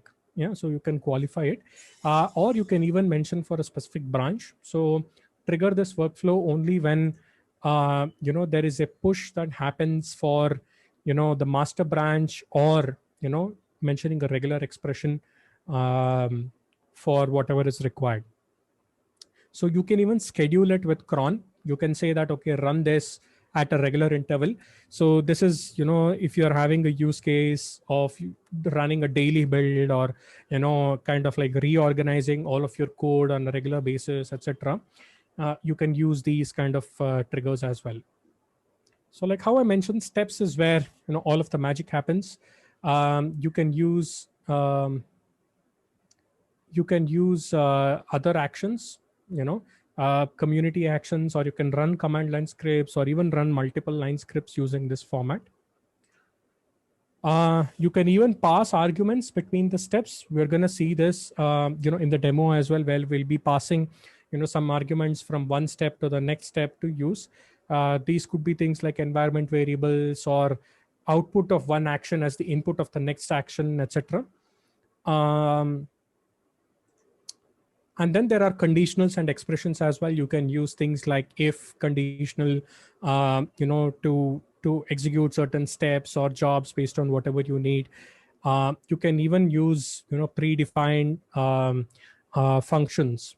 I wouldn't say functions, but in this case, it's called as expressions. Basically, things like failure or success or always and multiple things. You can look at the documentation. I won't mention more about it. And there are inbuilt contexts. So context basically, you know, are, you know, context objects give you a context of that specific, you know, instance where it's running. So for example, you know, if you say GitHub, you know, GitHub is one of the context object GitHub underscore. So if you say GitHub underscore actor, it's going to give your username, GitHub underscore repository. It's going to give your repository, which you can use. So you don't have to kind of like hard code all of that. You can use the context in which the workflow, you know, runs to define. So how do you get started? You know, you can go to the marketplace. There are thousands and thousands of actions, that have been, written by organizations and by even the community in terms of, how you can use these actions to build your pipelines. And each of the action pages has, things like, usage, how do you use it, and, what are the arguments it would take and things like that. For example, this is, one of the GitHub actions to do an ECS deploy task, on Elastic Container Service on Amazon. So there are multiple ones. So each page has, all of these that you can, use. So let's get into the demo right now, where, I'm going to show you and bring together everything that we have discussed so far: the CI/CD part, the Kubernetes part, the actions part, and everything. So any questions so far? Can I consider GitHub Action as Jenkins? Yes, it's very, very similar. Okay, so before I move on to the demo, let me show you a demo application. What demo application that we are going to be using. So I wanted to show something a little more comprehensive, but for the sake of simplicity, I have kept it to something like a 2048 game. So it's a simple HTML, CSS, JavaScript game. It's open source, under the MIT license, available on GitHub. And for this specific demo, I have Dockerized it, I've containerized it. And since it's a very basic, which you can almost consider as a static application, I'm just using it as one container. But if you're having much larger applications with like your front end and back end and a whole lot of things, you can you can have multiple containers as well. There's a question: where do the actions run, on my PC or on GitHub server or Kubernetes cluster? So your actions run on GitHub. So there are, by default, it runs on GitHub. Yeah. So GitHub will provision, a virtual machine for you to run that specific action on, but there is also an option for you to run it by yourself. So think of it this way: there is a workflow file where you define what has to happen, and that workflow file will be executed by GitHub Actions on a specific runner instance. Yeah. So there's a workflow file, and there's GitHub Actions which executes this workflow file on a runner instance. Yeah. So the workflow file has to be in your GitHub repository, because that's where it's going to get triggered, and that's where GitHub is going to look for. The GitHub Actions, of course, is what is managed by GitHub. The runner, which is basically the virtual machine and where all of this runs, is by default runs on GitHub itself. But if you want, you can have it run it anywhere that you want. You can say, I'm going to take my own runner and then put it on my own virtual machine on Amazon AWS or GKE or Azure. Or you can say, I'm going to use the runner on my own local machine. Or you can say that I'm going to use the runner to deploy on a Kubernetes cluster. It's left to you. But by default, it's on GitHub. Okay, so this is the example game. Example application. So let me show you how this looks like. So this is a fork of the repo I have done. So I think it's they have hosted it on GitHub pages, so you can take a look at what it is. So very, very simple, simple HTML, JavaScript kind of a thing, So you can use it for any complexity as well, but for the sake of simplicity, this is what I'm using. Yeah. So this is what it does. So I'm going to show you how exactly we're going to implement this for our demo. So this is what we'll be doing. Yeah. So let me explain this, how it works. Just open up the chat. Okay. So what's going to happen is, I have a Kubernetes cluster called GitHub-demo. Okay.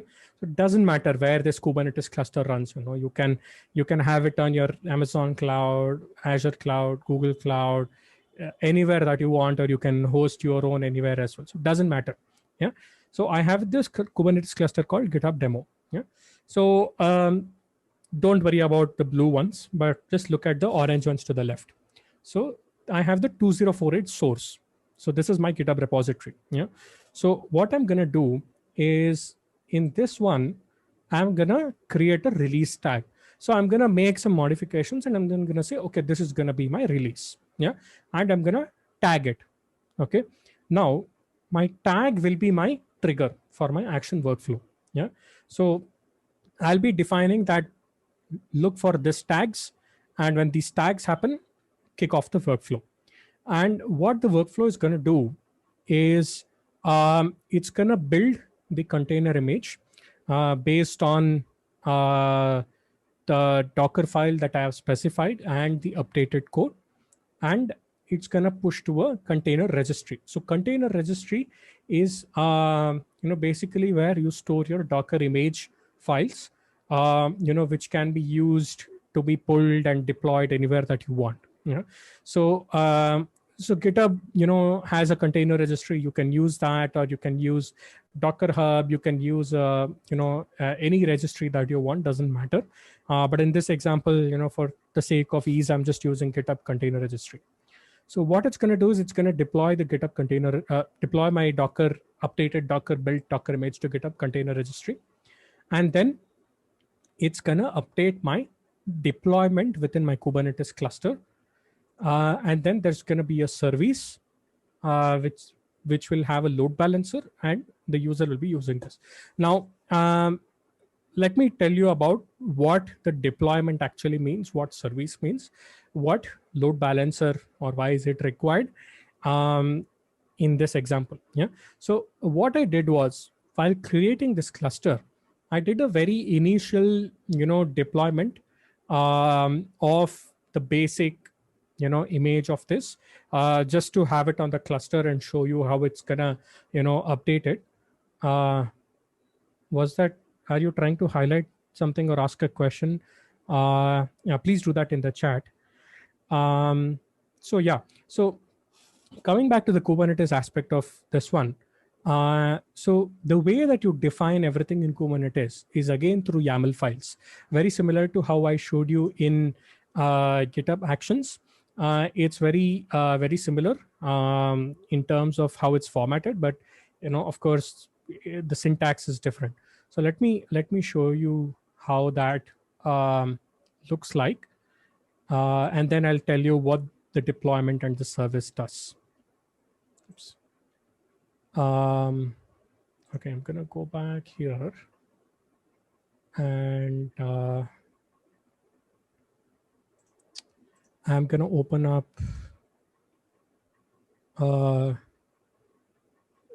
my code space IDE over here, so I can show you what it looks like. Okay, or I can show you directly over here as well. Oh, okay, yeah. So this is the manifest file, which is essentially instructs Kubernetes what has to be done. Okay, all right. So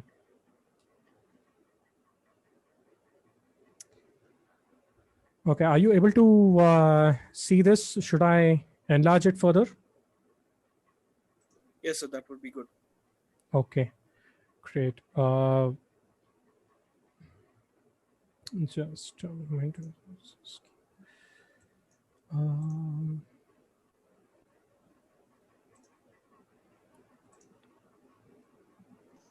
Please enlarge the code size. Yes. 1 minute.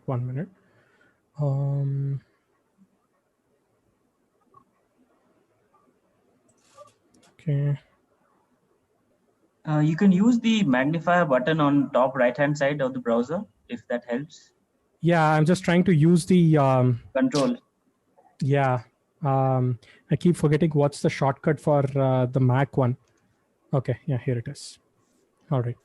Command++. Yes.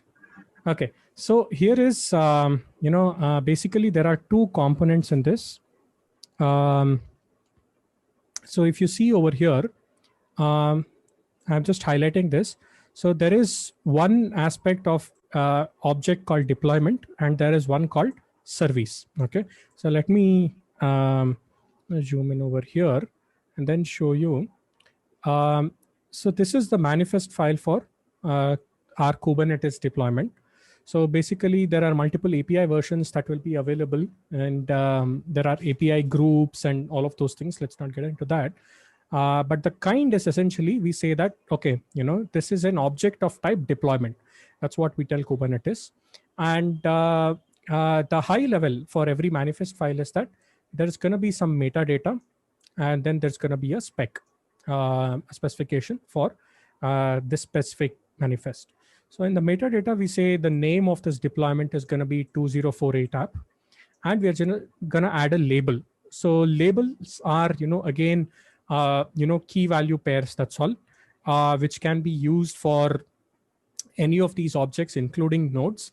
And it's all custom, so you can define the labels whatever you want. It's a very key aspect of Kubernetes, because labels are the ones which help you kind of organize all of the objects. So this is just the metadata. There are other things like annotations and all, which you can use as well. So in the spec, we say, and the spec syntax depends on the kind, So for deployment, you can mention things like replicas and strategy and, all of those things. So replicas basically means how many replica, or how many copies of the pod that you want within this deployment. So here I'm saying as I just want 2 replicas of a pod. Yeah. So what should be there in the pod is there further down. I'll show you that. And then the strategy. So if you remember, we spoke about the strategy as well. So in this case, I'm saying I'm going to do a rolling update. Yeah. So here is where I can mention things like max surge and max unavailable to control the rate of my deployment and the rolling update. So max surge basically, says that how many, multiple pods can be there maximum at any given time during the rolling update. And the max unavailable is how many can be unavailable. Yeah. So you can, define this however based on your requirement.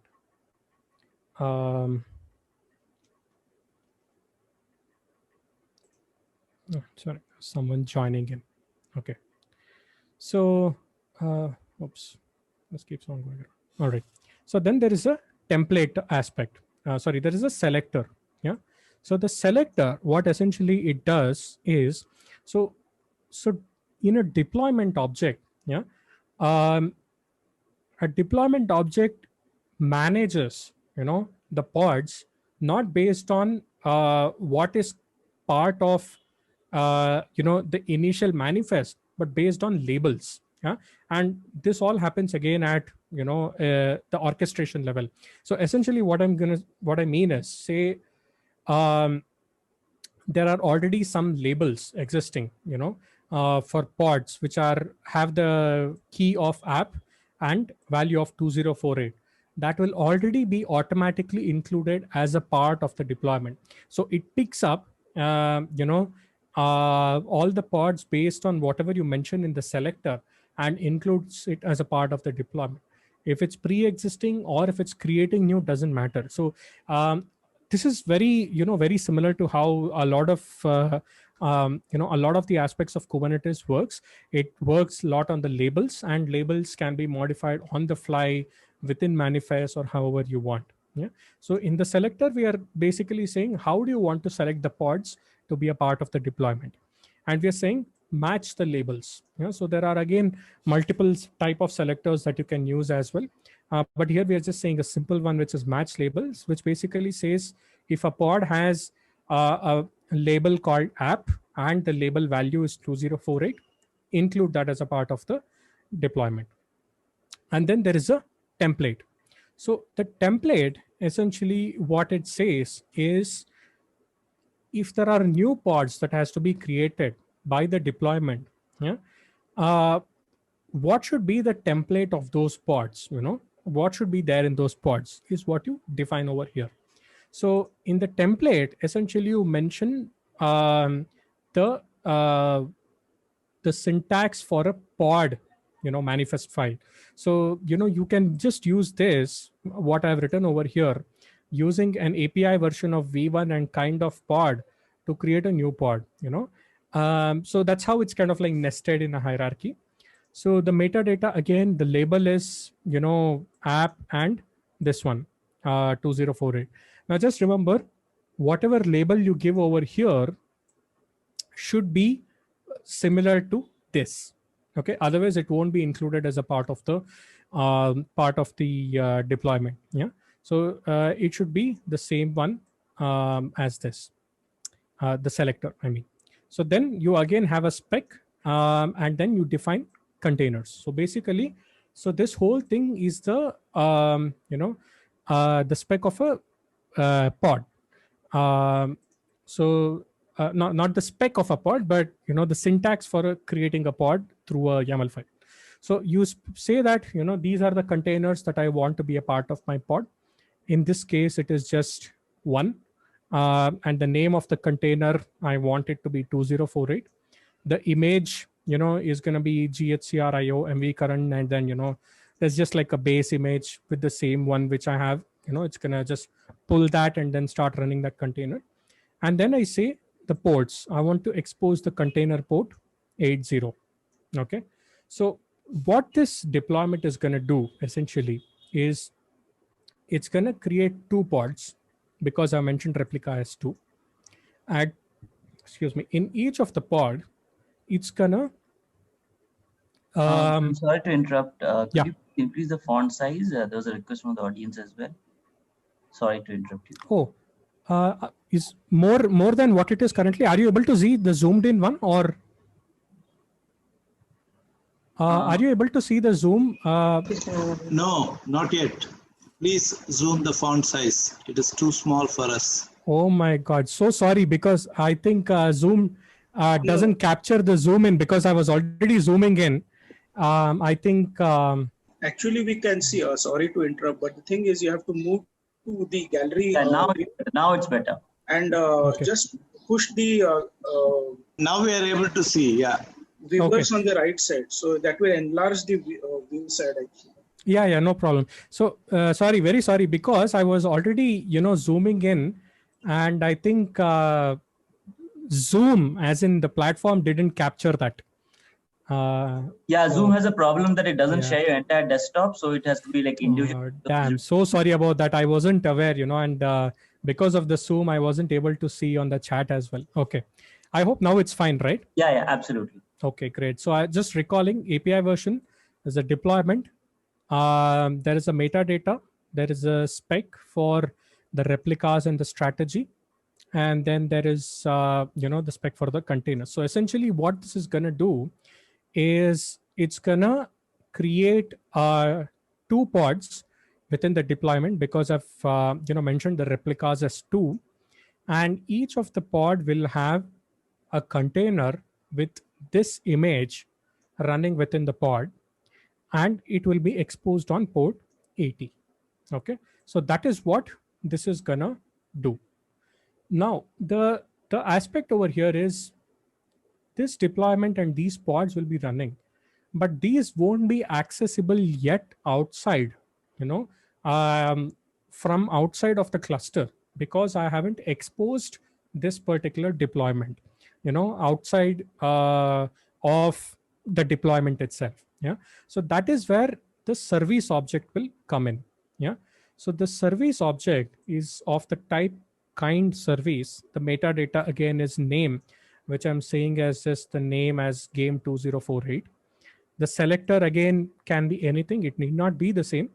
Very sorry, the selector has to be the same as what you're using for these pods, because the service is going to point to these set of pods. Yeah, so you might be thinking, hey, why can't I just point to an individual pod directly, and why use a service?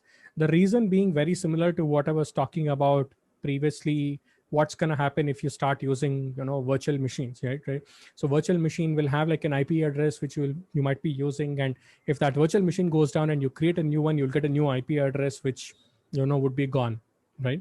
So that is the reason why we use a service. So what we are saying over here is select, you know, the pods with the label of app and the value as 2048, yeah, and the type is load balancer. Yeah, now there are multiple types of services that you can mention, things like node port, so that you expose a certain port on the node, which could be a virtual machine or so, or even a cluster IP, such that there is a single IP within the cluster for all of those pods.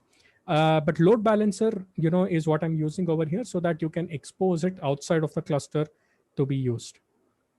And then the ports I'm mentioning is, I'm just giving it as a name as HTTP. The port is the port of the service itself. Yeah. So in this case, the port of the load balancer. Yeah. So what should be the port of the service using which it should be accessible? So I'm saying port is 80, and this is the target port. That is, which port should the service target in this set of selector objects, right? So think of it this way: you have a service in between, yeah, and then you have, you know, your external world, and then you have like your cluster, yeah. So the target port is what is the port within the pods, yeah, that you want to target to, and what is it outside. So here I'm using it as the same, but you can make it different as well. So I can have, say, for example, if I want to run, you know, this on, say, port, say not 1234, but say 5121 or 8000 or something like that. I can do that over here, and I can change the target port also, but keep my service port same, so that, you know, it's always accessible through, you know, my HTTP port 80 from outside. Yeah.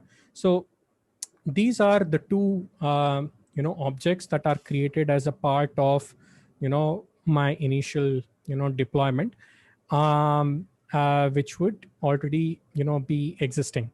Yeah, I mean, which I created. So so how do we get to know what is there or what is not there? So it is done essentially largely through a command line utility called kubectl. So kubectl is essentially, you know, a command line interface which converts your commands into a specific format to send it to the API server on Kubernetes. Yeah. So you can use that. You can, if you're having a UI of any cloud provider, you can do that as well, etc. But you know, kubectl is what most of the Kubernetes admins use, you know, to interact with the cluster. So let's take a look at that and see whether this is already running. So just let me just create the split screen and increase the font size.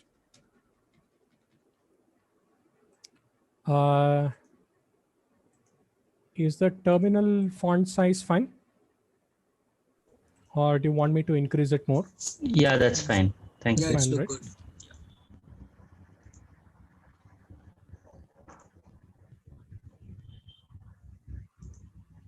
Okay, great. Okay, let me, one sec.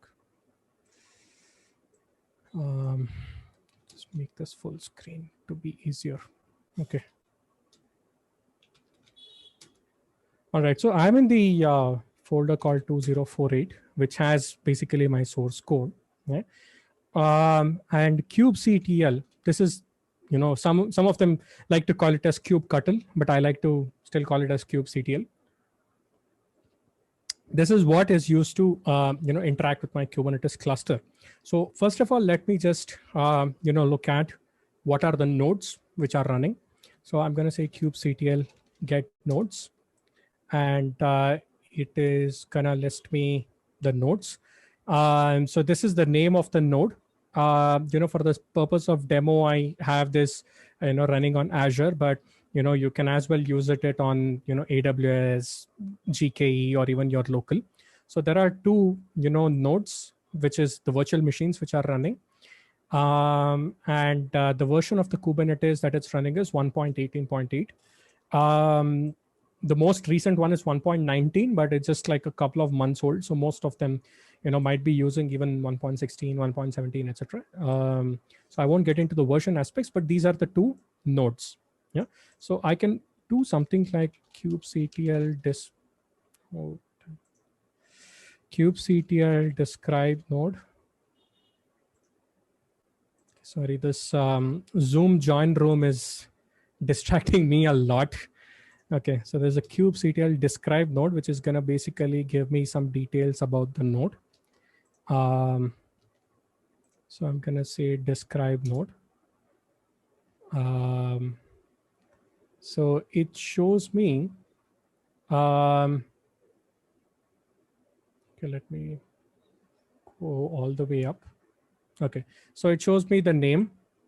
The role is agent, which means it's running the kubelet. And then there are a lot of the annotations, which are very similar to, sorry, these are labels. There are annotations as well over here. And, these are all labels. And, you can see there are some labels that Azure has added, to kind of manage it and all that. And there are, some of the other events over here that you can see.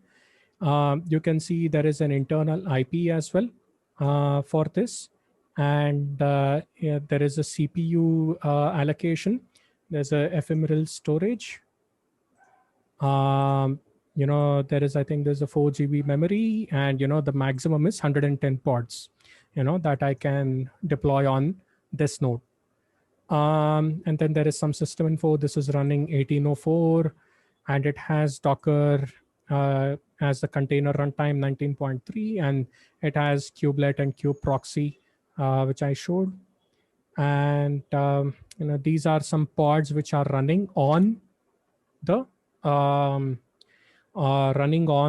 node. So so there is a namespace concept as well within Kubernetes. We won't get into that, but essentially it is a way of logically kind of splitting up your cluster into different groups. So here kube system is the namespace in which the Kubernetes components run. So you can see kube proxy, run within this. And then there is the allocated resource. There is 18% of CPUs being used, 26%, is the limit. There is a request at the limit concept as well for pods, but I won't be diving into deep as of now. Yeah. So this is my nodes, and I can do something similar for, pretty much any object. So I can do kubectl describe. Sorry, first let me say kubectl get pods. So it's going to show me all the pods which are running. So you can see I have 2 pods which are running, and these are actually a part of my deployment because I mentioned replicas as 2. It is running 2 pods. Yeah. So if I say kubectl get deployments,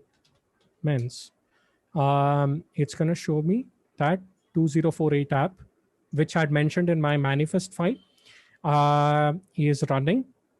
And if you look at the columns over here, yeah, so this is what I was mentioning about. Yeah, so so you see that there are 2 pods that are ready, they are up to date, and there are 2 which are available. Yeah, so the deployment is actually, managing these pods. Yeah, so if you if I have to actually stop some of this, let me just bring this out here. 1 minute, please.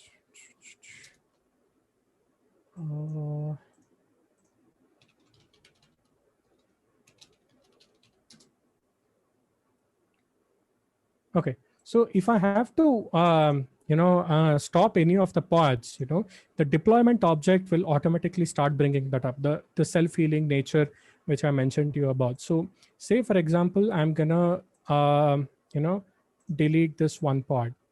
Yeah. So I'm gonna say kubectl delete pod, the pod name. Yeah. So it's going to delete that pod. Okay. Now let me see. So if I look at the pods, yeah, there was a new pod that was created just 8 seconds ago, which was created by the deployment, and it is ready and healthy as well. Yeah.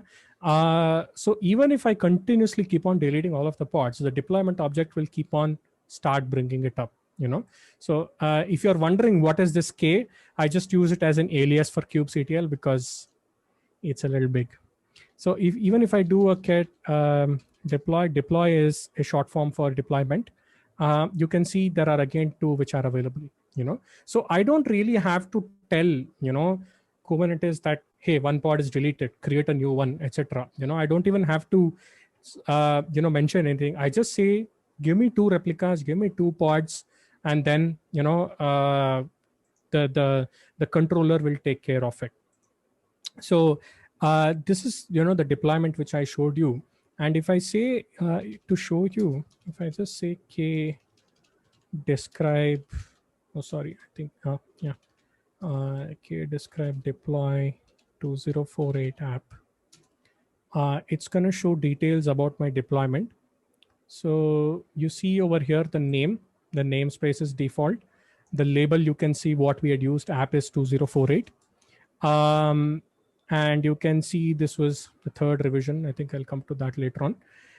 But the replicas you see over here, 2 are desired, what I want. 2 have been updated. If you do a new deployment, 2 are total and 2 are available. Yeah, so it gives me the status. It takes care of it. And you can see the rolling strategy which I have as well, and it shows me the container images. This is the image which is running right now. Yeah. And then there is minimum replica set, and there's no events. Yeah. Right. So this is how a deployment is. So let's look at the service which is already running. So I'm going to just say get you can do get service as well, but I like to say get SVC.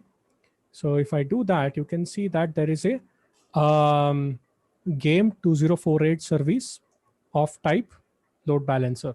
The cluster IP is the internal IP for this service, but there is an external IP which also is there for this service, which is what can be used to access this service, essentially our pods.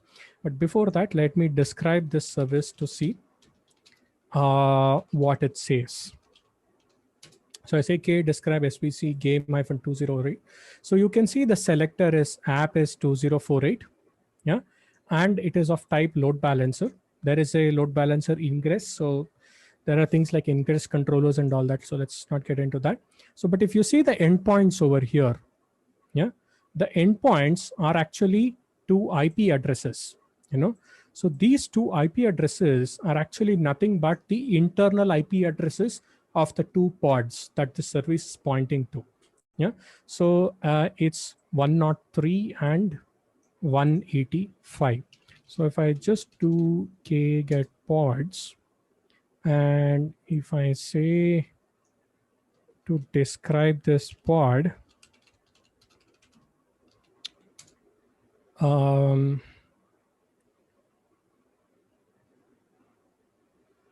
you can see the IP address is 185. So the service is essentially pointing to these 2 pods and port 80, because that is what we mentioned as the target port in our service. Yeah. So that is how you kind of like link the service to the deployment and ultimately to the pods. Yeah. So if I go back and look at the service IP address and grab this external IP, yeah, and go back into my browser and say open up this IP address, you can see my 2048 game running. So the IP address is of the load balancer which the cloud provider created. It points to the service. It's of type service, and then this points to my pods, so I can use this pretty much like anyhow. So I see a question over here. If I delete a pod and the pod is auto deployed, is it recreated from manifest again? That's right. So the template file that you mentioned, over here, the template, it deploys the pod based on this template that you mentioned, over here. Yeah. So this is very similar to the template, so it deploys based on it. Okay. So any questions so far? Karan, Yeah. can you go to the terminal? Sure. Yeah. So here is the cluster IP. So the cluster IP is the master node IP? No. So you mean for Kubernetes? Yeah. Correct. This is the cluster IP for the master, in case you want to access the API server. Okay. But this is not accessible externally. Okay. Yeah. Any other questions? All right. So now let's move into the last part, which is triggering a new deployment and running a pipeline. Yeah. So before that, let me show you the our actions workflow. So let me go into my repo, and within .github/workflows is where my workflow for the action would be. So there is a YAML file called k8s.yaml. And so if you look at it, let's look at the high level structure. There is a name deployed to Kubernetes cluster, on push, that is the trigger. Let me just zoom in more. On push of tags. And here I say any tags start with V. So this is, excuse me, my regex. So I say V star. Excuse me. And then the jobs. The jobs are, there are two jobs. There is one called build and there is one called deploy. Okay. So the build, what it does is it builds a new container image based on the tag release. Yeah. So I say the name is build and it runs on Ubuntu latest, and steps is the steps within the job. So I say the name is to check out the files. So first it does a checkout of the files. What is the reference it would use? It would be the reference, whatever is passed on or whatever triggers this workflow file. So that is, in this case, if I do a tag with V star, it would be associated with a certain commit, right? So it will check out the files within that specific commit. Yeah. You can extend this also. You can mention, you want to check out from either master branch or, some other commit also if you want, but default will be whatever triggered the workflow.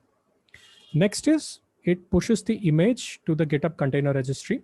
So it uses a community build. I've used a community build action, which does a Docker build and a push. And I say the image is mvcurrent/2048. The registry is ghcr.io. The Docker file is the Docker file within the root of the commit. The username is github.actor, which will resolve to my own username. This is the context and the expression I was talking about. So dollar and the curly braces indicates that this is an expression, and github.actor is the context variable.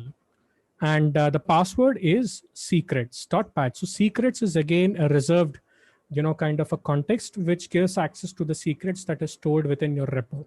So if I go back to my repo, and if I open settings, and towards the left, I can see here an option called secrets. And this is where I can store my secrets. So here, for example, I have my AWS access key ID, my secret access key, and I have something called as a kube config, and also a PAT, which is a personal access token. So the personal access token is, what I have generated on GitHub, as an access token to act on behalf of me. Now, kube config is essentially, again a YAML configuration file, which is again then later converted into JSON, but it essentially gives you all the details of a Kubernetes cluster and makes it easier for kubectl to connect to it. So let me quickly show you how that looks like. So here I have two kubeconfig files, one for the cluster I have on Azure and one for I have the cluster on AWS. So if I just do a cat of this,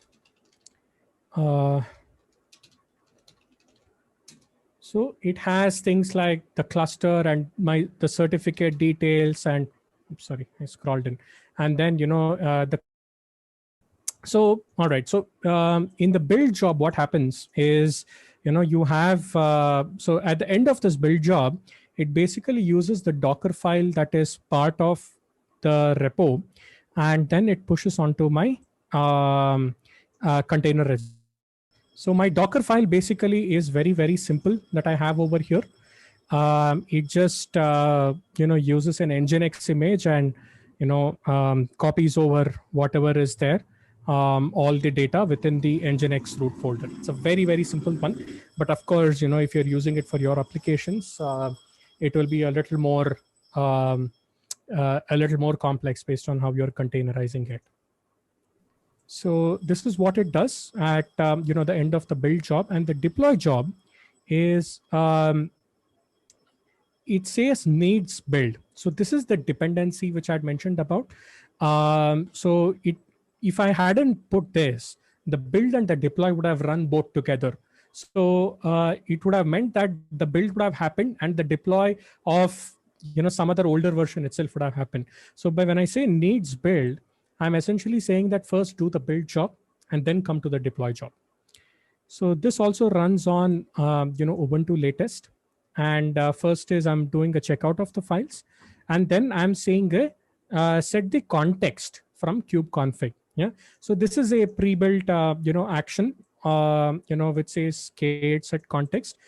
Even though it says Azure, you can use it for pretty much any cloud provider, because like how I mentioned, you just have to use the kubeconfig file.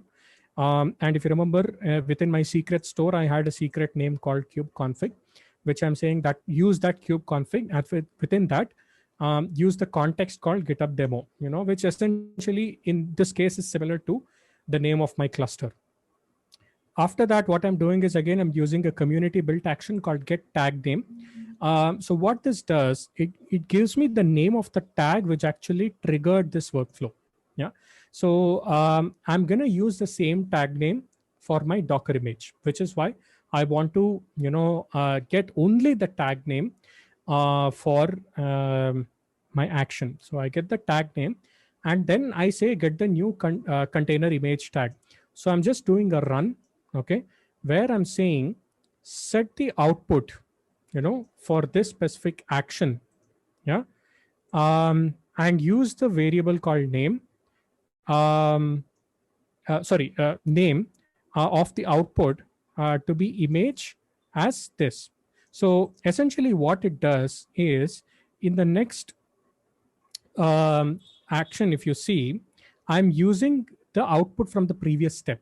Okay, so because the reason being, I want my Docker image to be built, and I want the Docker image built to be tagged with the same tag which triggered the workflow, and I want to create that whole image name that I can pass on to Kubernetes to update my deployment with.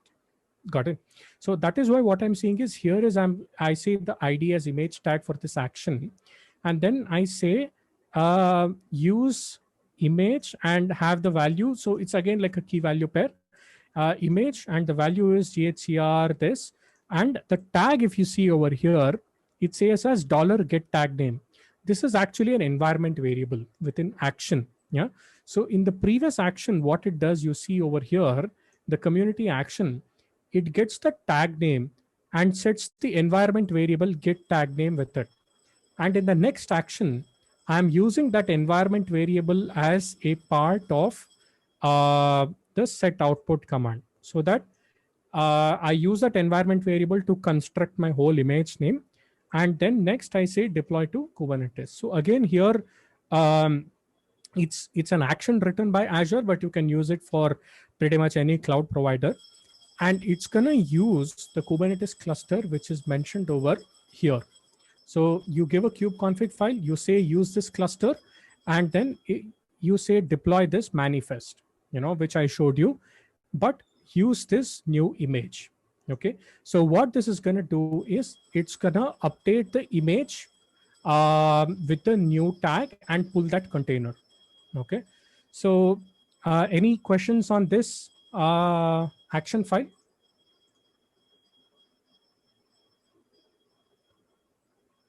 Okay, so I don't see any questions over here. So then let's go ahead, update it, and trigger this. All right, so I'm gonna say go back to my code, and I'm just gonna just update the index file just for the sake of simplicity. The HTML file, I'm gonna update it. And where is it? So I have my, there's a different one. Okay, so this is what is running right now on my IP address. So this, I'm gonna change this text over here to open source India. It's a very simple one, but it's just kind of like simulating any changes that you can probably do. So I'm gonna just say over here as open source India demo deployment. Okay. So this is what I'm updating. Okay, so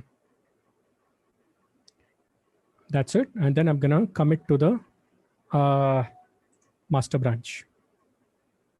So it doesn't matter. You can use a new branch. You can use a pull request, like anything that you want. But notice that if I go into actions, nothing would have triggered yet because this will trigger only when I push a new tag. So let me go ahead and do that.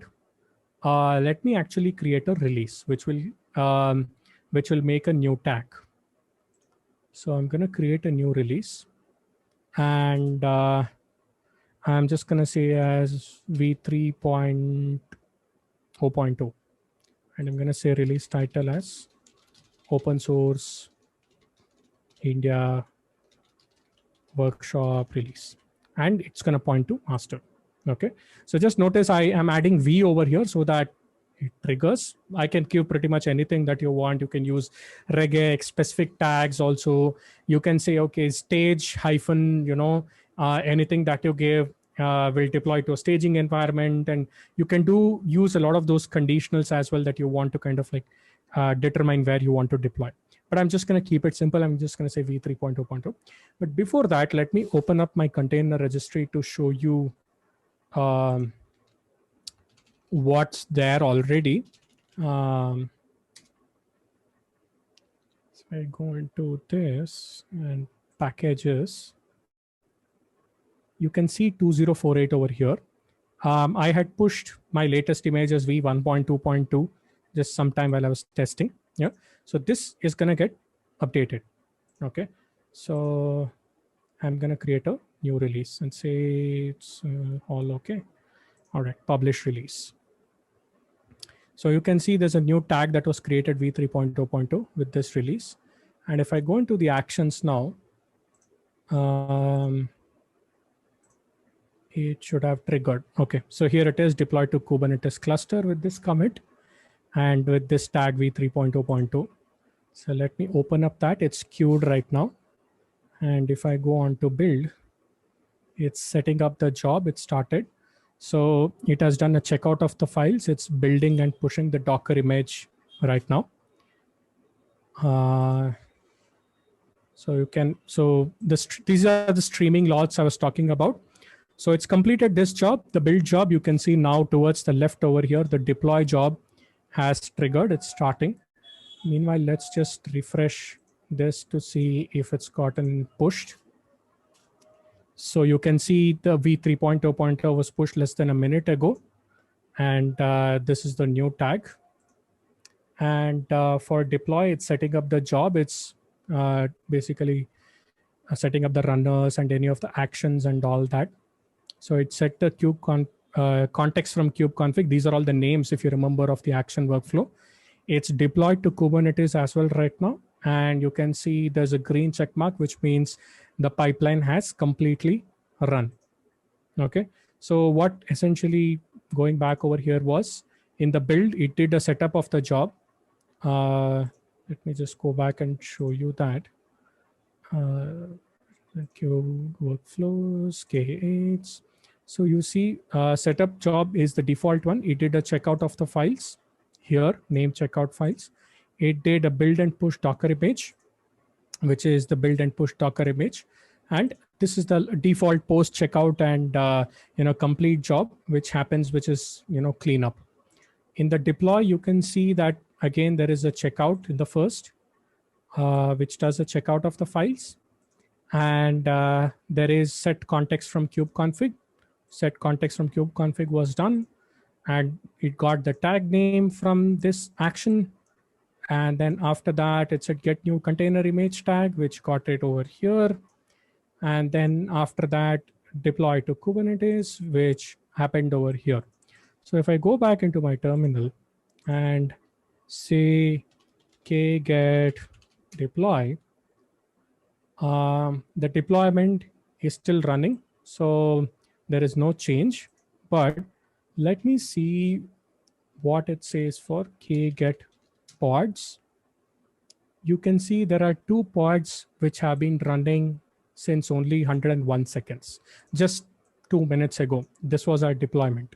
So if I go describe this pod right now, so if I say k describe pod name, and if I look at what container it is running, so you see here what had happened was it pulled the new image and it created the container, and it's also started the container. Yeah. So the current container that is running, you can see the image has been updated to 3.0.2. Yeah. In both the containers. So rest all remains the same. So if I do get SVC, the service IP address remains the same. So like how I said, if I did not have a service IP address, so in fact, if I do the same describe pods right now, yeah. So you can see the IP address here is different. In our previous example, I think it was 130, 180 something. You can see here it is 169 or so. Yeah. So if I were to directly point to my IP address, the 2 old IP address were killed and this new pods were deployed. Whereas if I hadn't used this, it would have, it wouldn't have been pointing to anywhere. But because I am using a service, and if I do a k describe service of game-2048, you can see that it is now pointing to my new pods. So that is the advantage while still maintaining my same load balancer input. Yeah. So let me go back into the browser and refresh this. And you can see that it has been deployed. It says open source India demo deployment. So if you think about it, what I just did was I just modified one file, committed it, created a tag. That's about it. And then the action workflow took the course, built the new container image, pushed it to the repository, deployed it onto Kubernetes. Kubernetes took over and then, killed the previous 2 pods, created the 2 new pods, pointed the service again back into it, and then, it's accessible over here for me. Yeah. So that is, the whole workflow, over here. And the final thing that I have, is some of the tips in terms of how you can use, these pipelines better. One thing is the shell script, which I showed you, you can use pretty much for anything that, you want to do it custom. The default environment variables as well, which is GitHub _ actor, GitHub _ repository. The environment variables also have the same info, and then you also have the context. Notice that it's a little different, but you can use this in your run as well for the default environment variables. You can even trigger the workflows externally. So there is something called as a repository dispatch.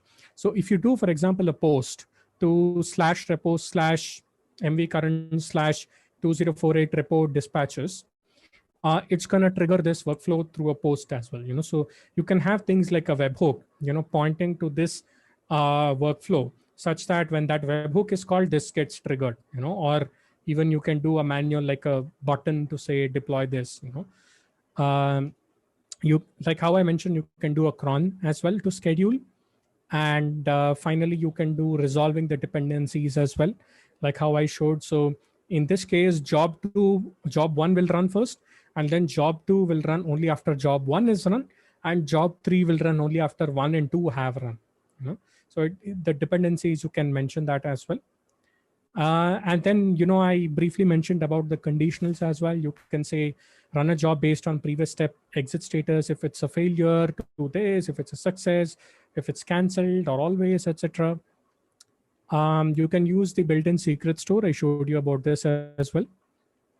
And there are other help articles on how to migrate from say Circle CI or Azure pipelines or Jenkins. If you want to use, you can use both of them together as well if you want as well, in terms of how you want to split it up and so on and so forth.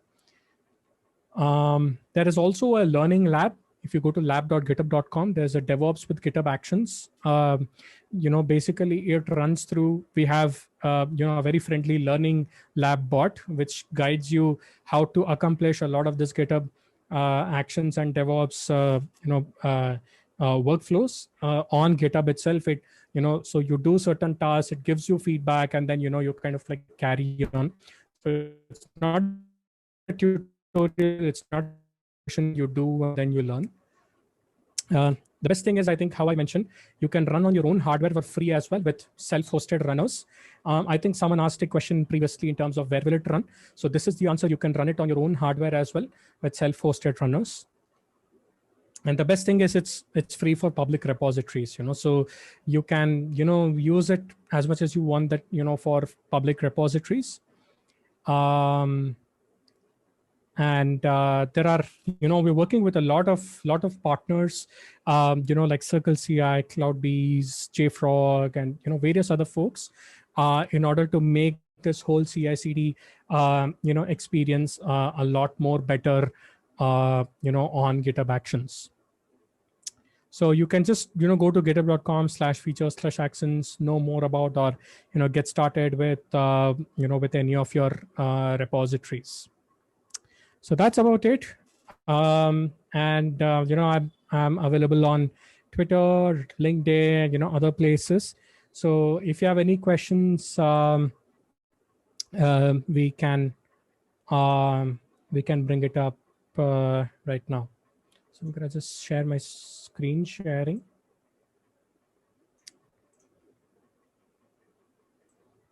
All right. So before you folks leave off, I would love to have some feedback from you. So if you can let me know, either here on the chat, visible to everyone, or even privately, 2 things. One, what did you like, and one, what you felt could have been better. So these 2 would be very, very useful to ensure that we are able to bring out a lot more content that's more useful to you in terms of your workflows, etc. So if I can just take probably a minute or 2 in sharing that with me over here in the chat, that would be very, very useful. So on the recording,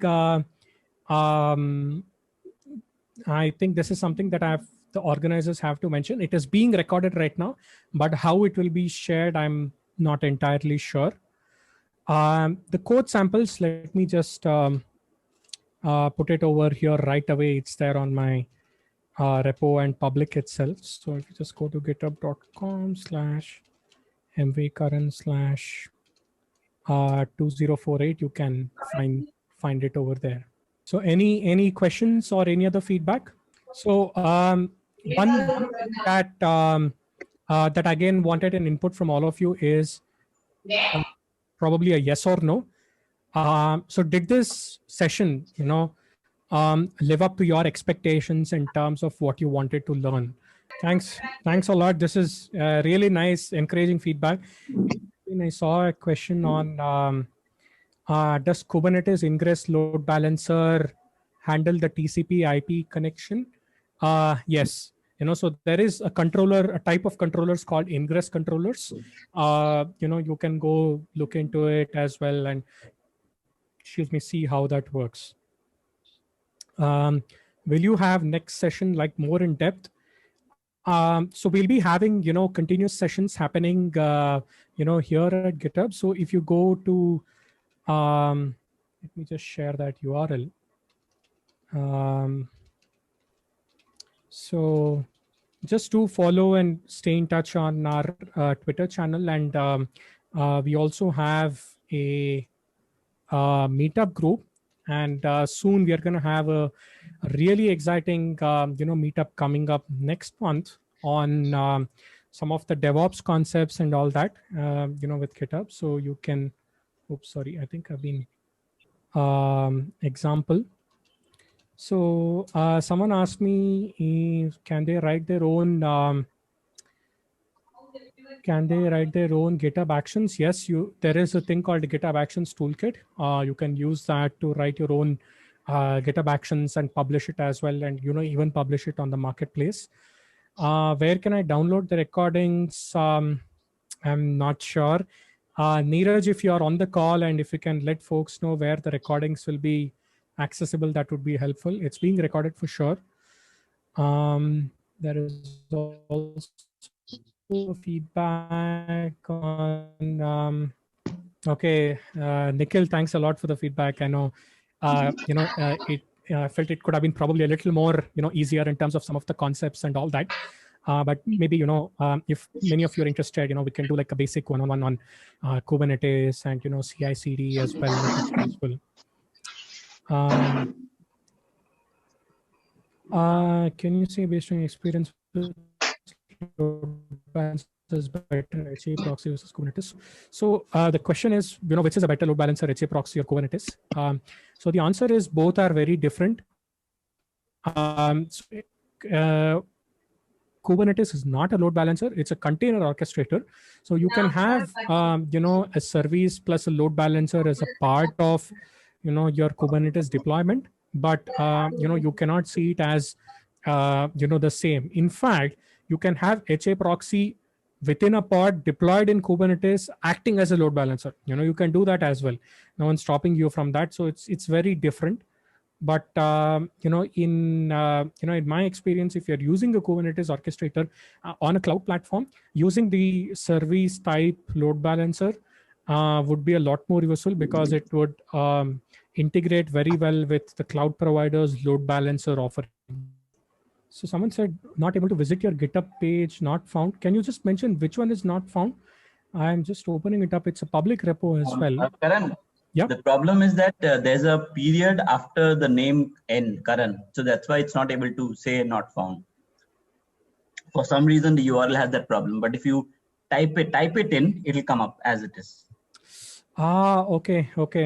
Got it. That's the reason it's giving a problem. So I feel now if people access this link, it might work. Okay. All right. Thanks. So are you guys working with any stuff related to IoT? IoT, we're not doing anything as of yet, but if there is something that, you're interested in, please feel free to share any thoughts or insights, etc.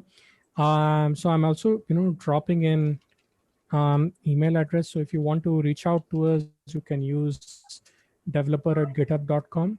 All right. So I think, oops, sorry. I think why is it going into private? So let me just say developer@github.com. Yeah. So I can write to here in case, if you have any other feedback, or you can reach out to me directly as well. So that's about it. So thank you once again, everyone. And, I hope the session has been useful. So I'm doing one more session tomorrow, but it's going to be very brief on tips and tricks with GitHub on, what are some of those small little nitty-gritties that you can use to make your workflows better, to better use, GitHub. I think that's at around similar time at 11:30 starting tomorrow, just a half an hour session. So you can, you can tune into that as well. So do tune into our, Twitter channel and our meetup group as well. There's going to be a lot of more sessions, coming in, and please do share any feedback that you have, any critical feedback that you have as well. Very much open to it and happy to address it. I know some of you have sent me privately over here. Feel free to send it to me privately anywhere, or even on email or so if you want to. So that's about it, and thanks to everyone Thank you. over here. Thanks a lot everyone.